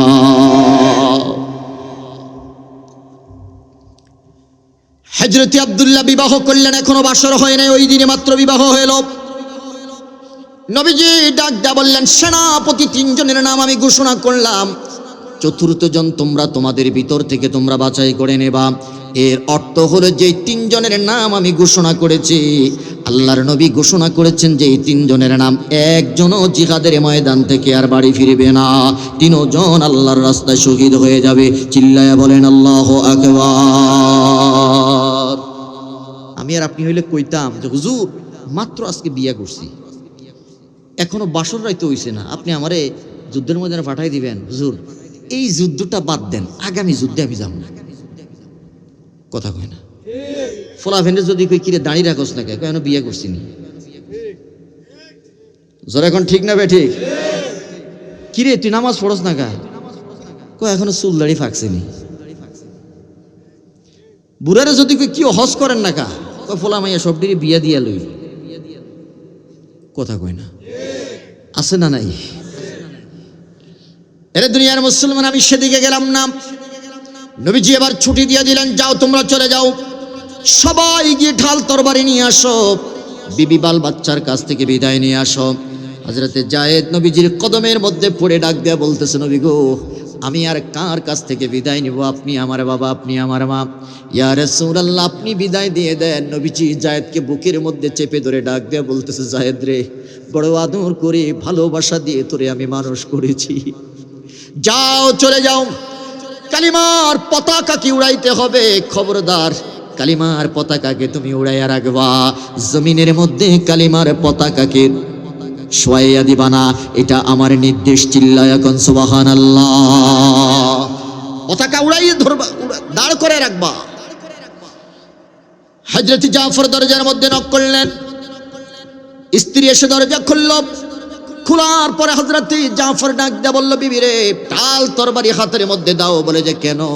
বলে যে রহমাতুল লিল আলামিন আমাকে জিহাদের ময়দানে সেনাপতির দায়িত্ব দিয়েছে, আমাকে হাতে তরবারি তুলে দাও, আমি জিহাদের ময়দানে যাব। চিল্লায়া কোন আল্লাহু আকবার। এরা দুনিয়ার মুসলমান, হযরত জাফরের স্ত্রী ডাক দেয়া বললেন, স্বামী আজকে মাত্র আপনি আসলেন হাবাসা থেকে, আমি আপনার আগমন উপলক্ষে ভালো কিছু রান্না করেছি। স্বামীরে জিহাদের ময়দানে চলে যাবেন, কোনো আপত্তি নাই, তবে আমার হাতের রান্না একটু খেয়ে যান। হযরতে জাফর ডাক দেয়া বলে, বিবি খাওয়ার সময় নাই, জিহাদের ময়দানের ডাক পড়েছে রে বিবি, যদি আমি দেরি করি কাফিররা মুসলমানদের উপরে আক্রমণ করবে, ইসলামটাকে শেষ করে দিবে। রাসূলুল্লাহ আমাকে সেনাপতির দায়িত্ব দিয়েছে রে বিবি। হযরতে জাফর ডাক দেয়া বলে, শহীদি তামান্না বুকের ভিতরে হয়ে আছে, আমি শহীদ হওয়ার তামান্নায় পিপাসিত হয়ে আছি, জিহাদের ময়দানে গিয়ে জীবন দিয়ে কালিমার পতাকাকে উড়াবো, আমাকে ছেড়ে দাও। চললে এখন সুবহানাল্লাহ, ছেড়ে দাও আমাকে। বলে যে সন্তানগুলো কোথায়? ছোট্ট ছোট্ট সন্তানগুলো ঘরের মধ্যে। সবার উদ্দেশ্যে জাফর বললেন, বিবি সন্তানগুলোকে মানুষ করবা, আমি যেই রাস্তায় জীবন দিতে যাচ্ছি রে বিবি, আমার সন্তানগুলোকে ওই রাস্তায় তুমি বড় করবা, ওই রাস্তায় তুমি ঠেলে দিবা। চলে গেলাম, দুনিয়ার জিন্দেগিতে আর দেখা হবে না, বলে দিলাম দেখা হবে জান্নাতের মধ্যে। চিল্লায়া কোন সুবহানাল্লাহ। এই কথা বলে যখন হযরত জাফর চলে যাচ্ছে, বিবি পিছন দিক থেকে হাত উঠাইয়া বলতেছে, আল্লাহ আমার কলিজার টুকরা স্বামীটাকে তুমি গাজী বানাই আমাদের কাছে ফেরত দিও। হযরতে জাফর আবার 2 কদম পিছনে আসলেন, পিছনে এসে স্ত্রীর 2টা হাত তরবারির পিঠ দিয়া নামাই দিয়েছেন, চাপ দিয়া, হাত নামাও। এরে বিবি আমার আগেও একজন সেনাপতি আছে, পরেও একজন আছে, আমি মাঝখানে, তার মানে কোনো সন্দেহ নাই আমি শহীদ হয়ে যাব। আমার আগেও একজন আছে, পরেও একজন আছে। বিবিরে উল্টা দোয়া করবা না, এই দোয়া কোনোদিন আল্লাহ পর্যন্ত বুঝবে না রে বিবি। দোয়া করো আজকের পর থেকে আর দেখা হবে না, দেখা হবে তোমাদের সাথে হাসরের ময়দানে। আল্লাহু আকবার বলেন। এটা হলো 2 নাম্বার পজিশন, জিহাদ ফি সাবিলিল্লাহি বিআমওয়ালিকুম ওয়া আনফুসিকুম, জান এবং মাল দিয়ে আল্লাহর রাস্তায় জিহাদ করা লাগবে। কথা কোন ঠিক কিনা? হযরত আব্দুল্লাহ দরজার মধ্যে নক করবেন, এমন সময় দেখতে পাইলেন ভিতর থেকে কোরআনের আওয়াজ আসতেছে। স্ত্রী বাসর ঘরের মধ্যে বসে বসে কোরআন তেলাওয়াত করতেছে আর স্বামীর জন্য অপেক্ষা করতেছে। এরে যুবক, আওয়াজ করে বলো আল্লাহু আকবার। আমরা তো গান বাজাই মিয়া বিয়েতে, কথা কোন না? আপনাদের এলাকায় মনে হয় নাই? বিয়েতে গান বাজনা আসেনি? এ যুবক, আমি তোমাকে বলছি, তুমি জানোই না তোমার বিবাহটা কত বড় একটা ইবাদত। বলেন বিবাহটা কি? আরো জোরে বলেন বিবাহটা কি? বলেন বিবাহের মধ্যে খুতবা আছে না নাই? বিবাহের মধ্যে মুনাজাত আছে না নাই? বিবাহের মধ্যে দুরূদ ও সালাম আছে না নাই? বিবাহের মধ্যে মিলাদ এবং কিয়াম আছে না নাই? এত বড় একটা দামি ইবাদত তুমি উদ্বোধন করলা গান দিয়া। এ যুবক, আমি তোমাকে বলছি, যেই গান দিয়ে তুমি বিবাহটা উদ্বোধন করলা, আমি তোমার বিবেকের কাছে প্রশ্ন রাখলাম, বলো দেখি এই ইবাদতটা আল্লাহর দরবারে কবুল হবে নি? জোরে বলেন, আল্লাহ কি কবুল করবেন? তুমি গান বাজনা দিয়ে বিবাহটা উদ্বোধন করলাম, বিবাহের শেষ পর্যন্ত তুমি গান বাজনা বাজাইলা। হুজুর সাহেব, যিনি মৌলভী সাহেব, দোয়া করলেন, আল্লাহ এই স্বামী আর স্ত্রীর বন্ধনটা তুমি আলী ফাতেমার মতো করে দিও, তাদের ওরসজাত সন্তান তুমি হাসান হুসাইনের মতো করে দিও। আমি বলতে চাই যুবক, তুমি বলো এই দোয়াটা আল্লাহ কবুল করবে নি? যারা বলেন কবুল হবে। বরং তোমার সন্তান তো হাসান হুসাইনের মতো হবে না, তোমার সন্তান বাইজিদ বুস্তামির মতো হবে না, তোমার সন্তান শাহজালাল শাহপরানের মতো হবে না। যেই গান আর বাজনা দিয়ে তুমি বিবাহ উদ্বোধন করেছ, ওই বিবাহের মধ্যে যে সন্তান জন্মগ্রহণ করবে, ওই সন্তান হবে কালা জাহাঙ্গীর আর গালকাটা আসলামের মতো। কথা কোন ঠিক কিনা? যার কারণে আজকে অধিকাংশ অভিভাবকের একটাই অভিযোগ যে হুজুর ছেলে মেয়েরা কথা শুনে না। কথা বলেন, জোরে বলেন ঠিক কিনা? কিভাবে কথা শুনবে মিয়া? আমি তো শুরুতেই গলত করে ফেলছি, আমার তো শুরুতেই ভুল। পৃথিবীর এমন কোন মা বাপ কি আছে যে চায় যে আমার সন্তানটা খারাপ হোক? বরং প্রত্যেকটা মা এবং বাবা চায় যে আমার সন্তান বাইজিদ বুস্তামির মতো আল্লাহর ওলি হোক। কথা বলেন ঠিক কিনা? আমার সন্তান শাহজালাল শাহপরানের মতো হোক, বড় পীর আব্দুল কাদের জিলানী রহমতুল্লাহ আলাইহির মতো হোক, খাজা মাঈনুদ্দিন চিশতির মতো হোক। কথা বলেন ঠিক কিনা? এ যুবক, তুমিও চাও, আমি জানি তোমারও মনের প্রত্যাশা যে আমার সন্তানগুলো ভালো সন্তান হোক। তাহলে ভালো সন্তান যদি পেতে হয়, ভালো সন্তান যদি আমরা চাইতেই জানি, তাহলে সর্বপ্রথম যেটা কর্তব্য সেটা হলো আমাকে যোগ্য বাবা হওয়া লাগবে। জোরে বলেন ঠিক কিনা? যোগ্য বাবা হওয়ার অর্থ হলো এই যে আমি যেহেতু একজন যোগ্য পিতা, আমার বিবাহ উপলক্ষে আমি কোনো হারাম কাজ করব। জোরে বলেন করব। এই যুবক পারা যাবে? পারা যাবে? দেখি কে কে পারবেন, হাত উঠান দেখি। যে বিবাহতে আমরা গান বাজনা বাজাবো না। ওই দেখছেন নি পিছনে অনেকে উঠাইছে না? সবাই উঠাইছেন? দেখি হাতটা লড়ান, লম্বা করে উঠান, লম্বা করে উঠান। নারে তাকবীর, নারে রিসালাত, আহলে সুন্নাত ওয়াল জামাত। হাত নামান। অনেক বুড়ারাও হাত উঠাইছে, তার মানে আপনারাও বিয়ে করবেন না। ও ছেলেদের বিয়েতে ওনারা, বা নাতির বিয়েতে নাতনির বিয়েতে গান বাজনা বাজাবে পারবেন ইনশাল্লাহ? একটা সুর উঠেন, আপনারা উঠায় দেন। সারা পৃথিবীতে স্লোগান চলতেছে, সমাজকে পাল্টে দাও। সমাজকে কিভাবে পাল্টাবো? কোরআন আর সুন্নাহ দিয়ে। আগামীর সমাজ, আগামীর বাংলাদেশ ইসলামের বাংলাদেশ। কথা বলেন ঠিক কিনা? অনেক যুবকদেরকে দেখে আমি মুগ্ধ হয়ে যাই। তাদের নামাজ, তাদের আখলাক কি সুন্দর, বড় বড় দাড়ি, আলহামদুলিল্লাহ বলেন। অনেক যুবক চেঞ্জ হয়ে গেছে, তুমিও চেঞ্জ হয়ে যাও। আর কতদিন নামাজ ছেড়ে আর রাস্তায় ঘুরবা না?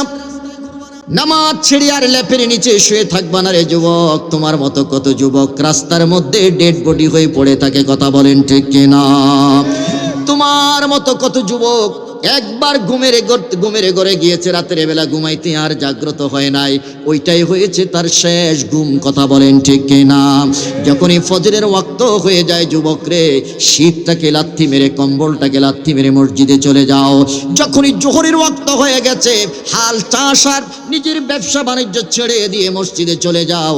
তোমার ঈমান যদি মজবুত হয়, আমার আল্লাহ ডাক দেয়া বলে জান্নাতের 8 দরজা তোমার জন্য খোলা। কথা বলেন ঠিক কিনা? ওরে কেমন করে কাটাও তুমি, কেমন করে ঘুমাও তুমি, ফজর করে কাজা এমন তো হতে পারে জোহরে জানাজা, এমন তো হতে পারে আসরে জানাজা। কথা বলেন ঠিক না? এরে যুবক বলো, কেমন করে কাটাও তুমি, কেমন করে কাটাও তুমি, জোহর করে কাজা এমন তো হতে পারে আসরে জানাজা, এমন তো হতে পারে মাগরিবে জানাজা। কথা কোন ঠিক কিনা? নামাজ পড়বেন তো ইনশাল্লাহ? যারা বলেন নামাজ পড়বো, দাড়ি রাখবো। এ দুনিয়ার মুসলমান, হযরত আব্দুল্লাহ যখন দরজার মধ্যে নক করলেন, দরজার মধ্যে নক করার পরে বিবি কোরআন শরীফটা বন্ধ করে এবারে দরজা খুললেন।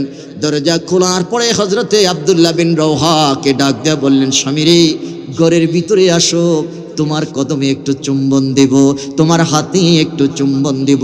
চিৎকার করে কন্যা সুবহানাল্লাহ। এরে স্বামী আসো, ওযু করে আসো, তুমি আর আমি দুইজনে মিলে 2 রাকাত শুকরানার নামাজ আদায় করব রে স্বামী। আসো তাড়াতাড়ি ঘরের ভিতরে আসো। হযরতে আব্দুল্লাহ ডাক দেয়া বললেন, বিবি কথা বলার সময় নাই রে বিবি, তাড়াতাড়ি ঢালার তরবারি দাও। বলে যে কেন? বলে যে রহমাতুল লিল আলামিন জিহাদের ডাক দিয়েছে, জিহাদের ময়দানে গিয়ে তাড়াতাড়ি জীবন দিতে হবে। চিল্লায়া এখন সুবহানাল্লাহ। স্ত্রী ডাক দিয়া বললেন, স্বামী মাত্র আজকে আমাদের বিবাহ হলো, এখনো আমাদের বাসর হয় নাই। একটা রাত তোমার বুকে বুক রেখে, তোমার বুকে আমি মাথা রেখে একটা রাত ঘুমাইতে পারি নাই। আমাদের এখনো বাসর হয় নাই রে স্বামী। তোমার একটা প্ল্যান আছে, আমারও একটা ফিউচার আছে, ভবিষ্যৎ আছে। আজ এই মুহূর্তে তুমি জিহাদের ময়দানে যদি চলে যাও, আর জিহাদের ময়দানে গিয়ে যদি শহীদ হয়ে যাও, তাহলে আমার কি হবে? হযরত আব্দুল্লাহ বিন রওহা ডাক দিয়া বললেন, স্ত্রী এ বিবি শুনে নাও, জান এবং মালের মালিক আমার আল্লাহ। জিহাদের ময়দানে যাওয়ার নির্দেশ আমার আল্লাহর, জিহাদের ময়দানে যাওয়ার নির্দেশ আমার নবীর। কোনো প্রশ্ন করা যাবে না, কোনো শর্ত দেওয়া যাবে না। বিনা শর্তে আল্লাহ এবং রাসূলের ইতাআত করার নাম হলো ঈমান। কথা কোন ঠিক কিনা? তাড়াতাড়ি ডালার তরবারি দাও। হযরত আব্দুল্লাহ বিন রওহার স্ত্রী ডাক দেয়া বলে, স্বামী রে, একটাবার ঘরের ভিতরে তুমি আসো। হযরত আব্দুল্লাহ ডাক দেয়া বলে, বিবি না, আমি ঘরের ভিতরে যাব না। যদি তুমি প্রেম নিবেদন করো, জিহাদের ময়দানে জীবন দিতে আমার দেরি হয়ে যাবে। চিল্লায়া এখন আল্লাহু আকবার। স্ত্রী ডাক দেয়া বলে, স্বামী কথা দিলাম রে স্বামী, তোমারকে আমি প্রেম নিবেদন করব না। বলে যে তাহলে কেন ঘরের ভিতরে যাব? এরে স্বামী, তোমাকে আমি একটা নজর প্রাণ খুলে দেখব। বলে যে কেন দেখবা? বলে যে স্বামী রে, এই জীবনে আর হয়তোবা তোমাকে নাও দেখতে পারে, হাসরের ময়দানে কোটি কোটি মানুষদের ভিতর থেকে আমি আমার প্রাণের স্বামীটা খুঁজে যেন বের করতে পারি। জোরে বলেন আল্লাহু আকবার। ঈমান কাকে বলে? বিজনেস কাকে বলে? ব্যবসা কাকে বলে? চলে গেলেন স্ত্রীর কাছ থেকে বিদায় নিয়ে। হযরত জাফর চলে গেল। হযরত যায়েদ 3 জন সেনাপতি রণসাজে সজ্জিত হয়ে 3000 সৈন্য নিয়ে মুতার প্রান্তরে চলে গেল। এর দুনিয়ার মুসলমান এক এক করে যুদ্ধ করে 3 জন সেনাপতি শহীদ হয়ে গেল। তারপরে হযরতে খালিদ বিন ওয়ালিদের নেতৃত্বে বিজয়ের পতাকা ছিনিয়ে 3000 মুসলমান বিজয় নিয়ে তারপরে মদিনায় ফিরেছে। চিল্লায়া কোন সুবহানাল্লাহ বলেন, আল্লাহু আকবার বলেন। ওয়াতুজাহিদুনা ফি সাবিলিল্লাহ। ব্যবসার মূলধন কয়টা? জোরে বলেন, মূলধন কয়টা? ব্যবসা কয়টা? জোরে বলেন, ব্যবসা কয়টা? লাভ? জোরে বলেন, লাভ কয়টা? 1 নম্বর লাভ হলো জাহান্নামের আগুন থেকে মুক্তি পাইবা, তুনজিকুম মিন আযাবিন আলিম।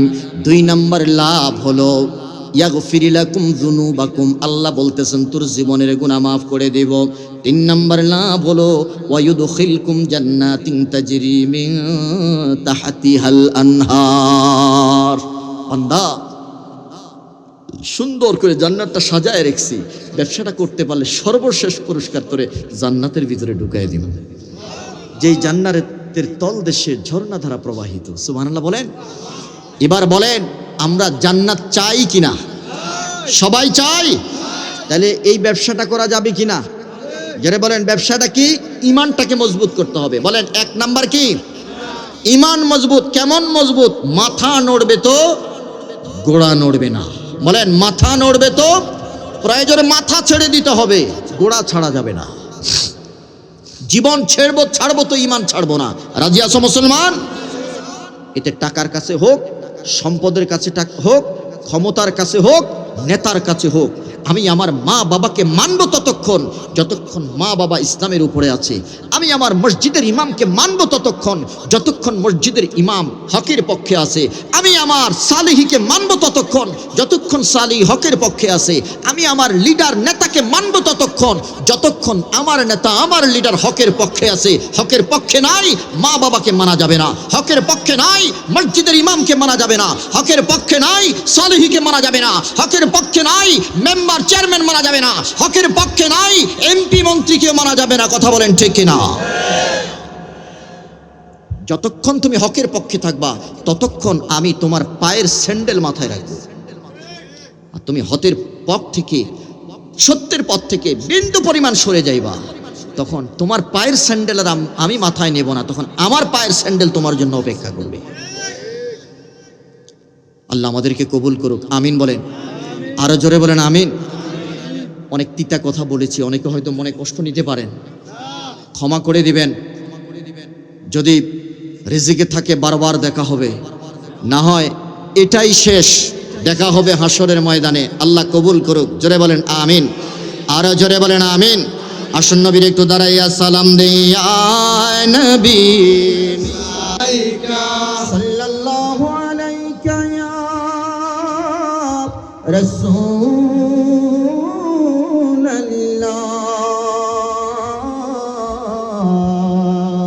ওয়া ইয়া হাবিবাল্লাহ।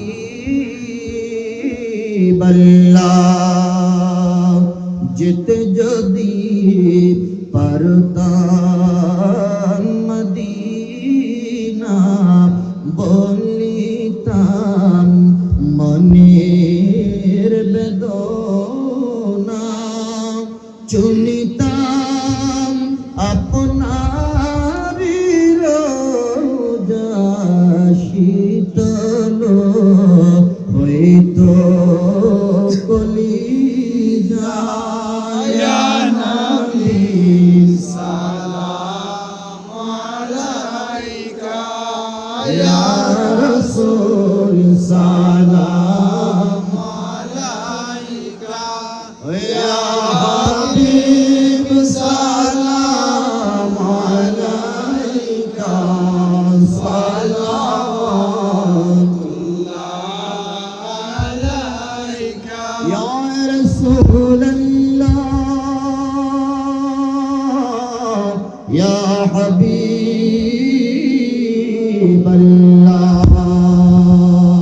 মদিনার পথে চাহিয়া কাঁদি গো গজল গাহিয়া, কিভাবে যাব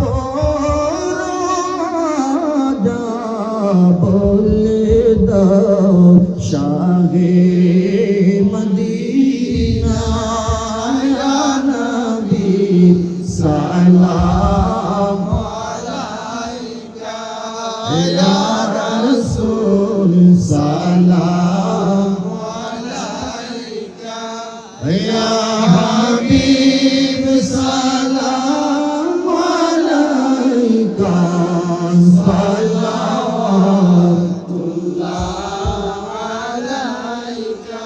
যেতে যদি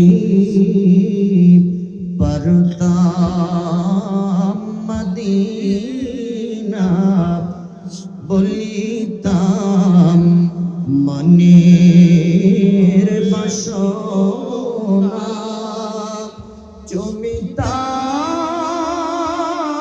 আপনার রোজা ওগো শীতল হইত কলিজায় নবী সালাম আলাইকা ইয়া রাসূল সালাম আলাইকা ইয়া হাবিব সালাম আলাইকা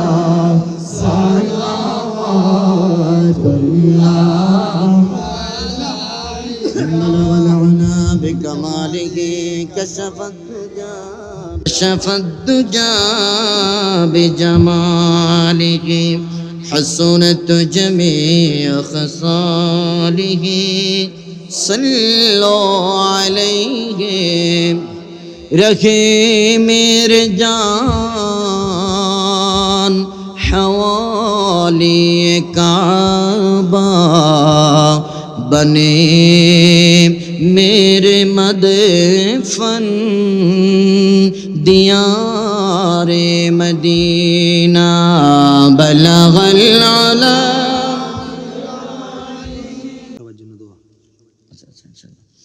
হাজিরিন এখানে চারজন মাইয়েতের জন্য দোয়া চাওয়া হয়েছে বিশেষ করে খায়রুল আলম সাহেব খোকা মিয়া মামুন মিয়া আর হলো সোহরাব হোসেন চারজনের জন্য দোয়া করবেন আল্লাহ যেন ওনাদেরকে জান্নাতের উঁচু মাকাম দান করেন বিশেষ করে আমি খুব খুশি হয়েছি যে আপনাদের এলাকার যুবকদের আচরণ বা ওদের আদব ভালোবাসা আলহামদুলিল্লাহ আল্লাহ আরও বরকত দিক আমিন বলেন প্রবাসীরা মিলে ৮০,০০০ টাকা দিয়েছে আপনাদের এই মাহফিলে আলহামদুলিল্লাহ বলেন এদের জন্য দোয়া করবেন আল্লাহ যেন এদের হালাল রুজিকে বরকত দেন আমিন এরপরে নাসির সাহেব নাসির সদাগর ওনার বাবা মার জন্য দোয়া চেয়েছেন প্রবাসী একজন প্রবাসী অ্যাক্সিডেন্ট হয়েছে ওনার জন্য দোয়া করবেন আল্লাহ যেন ওনাকে সুস্থতার নিয়ামত দান করেন আর বিশেষ করে আমাকে রিসিভ করেছেন যারা মোটরসাইকেল দিয়ে আল্লাহ তাদেরকে হুসাইনি ঈমান দান করুন আমিন বলেন আমিন আর কিছু বলবেন না বাবু ভাই আল্লাহ প্রত্যেক আমরা আর আরেকটা কথা হলো যে পৃথিবীতে সবচাইতে আমাদের যে আমলটার বেশি গুরুত্ব সেটা হলো আদব সেটা কি নামাজের ভিতরও আদব আছে না নাই রোজার মধ্যে হজের মধ্যে আপনি দেখবেন হজরে আসওয়াদের সামনে যে ধাক্কাধাক্কি হচ্ছে কেউ কিন্তু কাকে ইচ্ছা করে ধাক্কা দেয় না ওখানে গিয়ে কাউকে কষ্ট দেওয়া যাবে না আল্লাহর কাছে দোয়া করে যে আল্লাহ সহজভাবে যেন চুমাটা দিতে পারে অর্থাৎ আপনি যেখানে যাবেন আপনি মায়ের কোলে থাকবেন আদব আছে বাবার কাছে থাকবেন আদব আছে স্কুলে যাবেন আদব আছে মাদ্রাসায় যাবেন আদব আছে বাজারে যাবেন আদব আছে ট্রলারে উঠছেন আদব আছে মাহফিলে বসছেন আদব নাই হ্যাঁ কয়েকজনে কইছি মাত্র সবাই বলেন মাহফিলে আদব জোরে বলেন আদবটা কি আদব হলো বসে যাওয়া যারা দাঁড়িয়ে আছেন আমরা দোয়া করব দোয়ার আদব হলো বসে বসে আদব করা দোয়া করা আমিন বলেন আল্লাহ প্রত্যেকটা যুবককে বসার মতো তৌফিক দান করুন বৃদ্ধ বাবা যারা আছেন তারাও বসে যান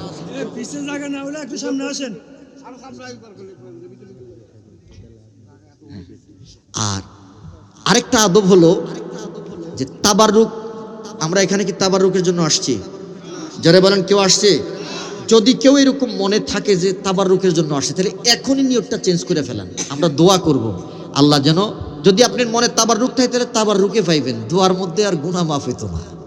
যদি কারো মনে এরকম থেকে থাকে যে আমি তাবাররুকের জন্য আসি, তাহলে এখনই এটা চেঞ্জ করেন। বলেন আমরা কাকে পাওয়ার জন্য আসছি? তাবাররুক পাইলো আলহামদুলিল্লাহ, না পাইলো, যদি কেউ না পায় দুইজনে মিলে একটা প্যাকেট খাবো ইনশাল্লাহ। বলেন কোনো প্রকার বিশৃঙ্খলা করবেন? জি করবেন। আমি আপনাদের কাছে অনুরোধ করে গেলাম, অন্তত পক্ষে এই কথা যেন কেউ বলতে না পারে তাবাররুক দিছে, তাবাররুক লিয়ে কিলেগিলি করে দুইজন হাসপাতাল। হবে হবে, আমরা ভদ্রতার সাথে নেব ইনশা। আর এই যে একটা সংগঠন আপনাদেরকে এত সুন্দর একটা মাহফিল পরিবেশ উপহার দিয়েছে, আপনাদের কাছে ভালো লাগছে না খারাপ লাগছে?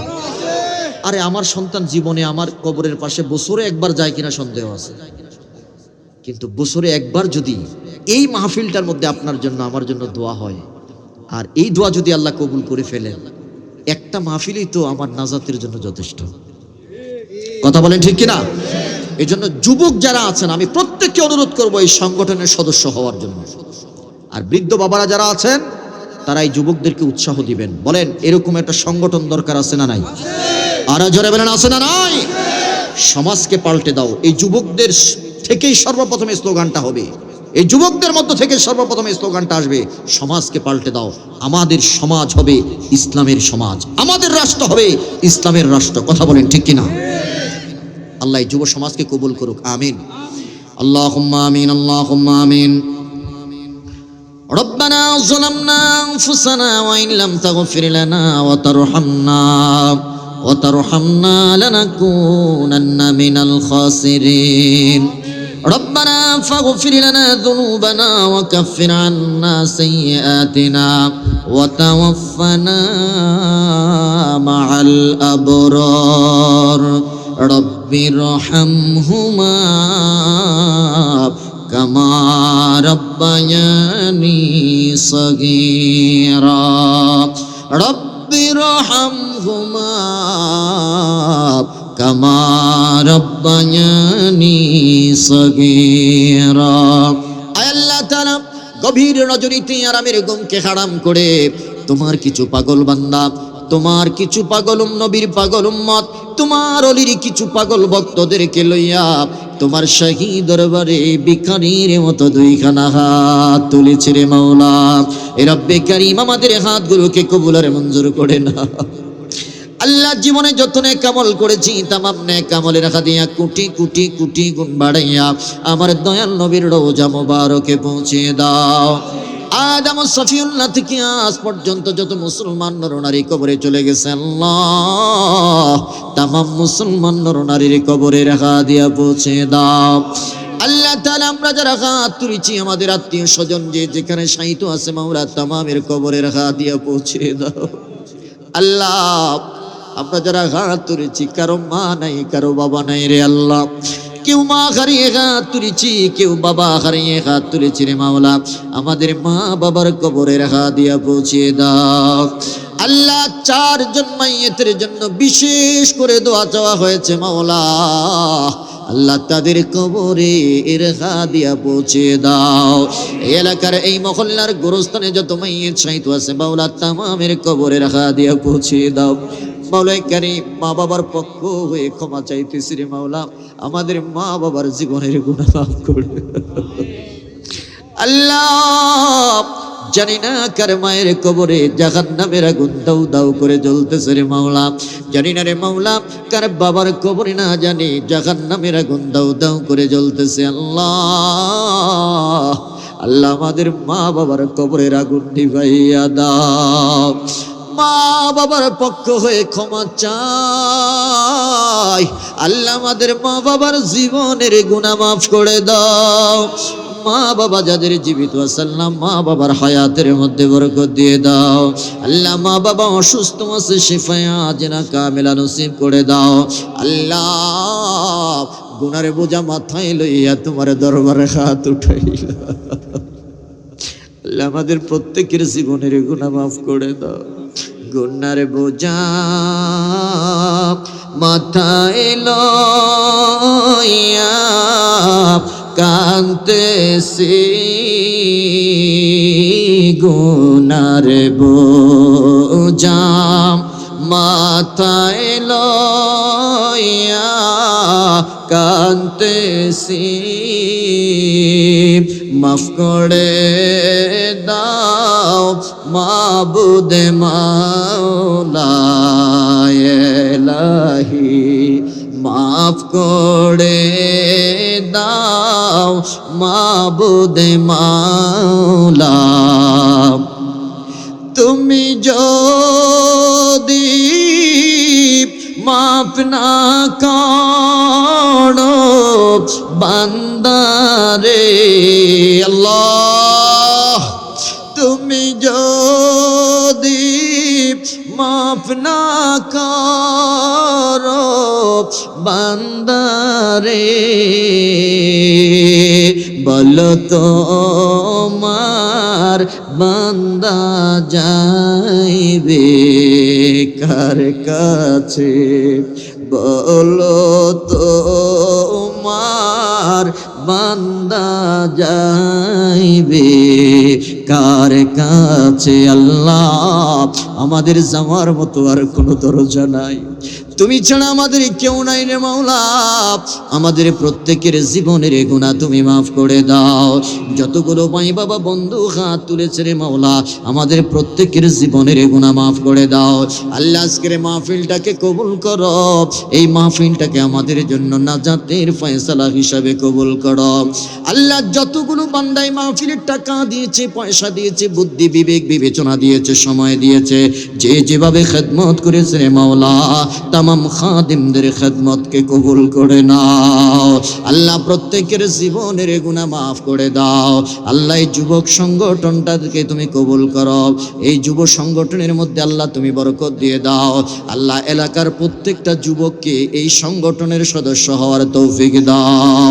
আল্লাহ, এই মাহফিলটাকে কিয়ামত পর্যন্ত জারি রেখো। আল্লাহ, যতগুলো মায়ের সন্তান প্রবাসে আছে আল্লাহ, প্রত্যেকটা মায়ের সন্তানকে তুমি কবুল করো, তাদের হালাল রিজিকে বরকত দিয়ে দাও।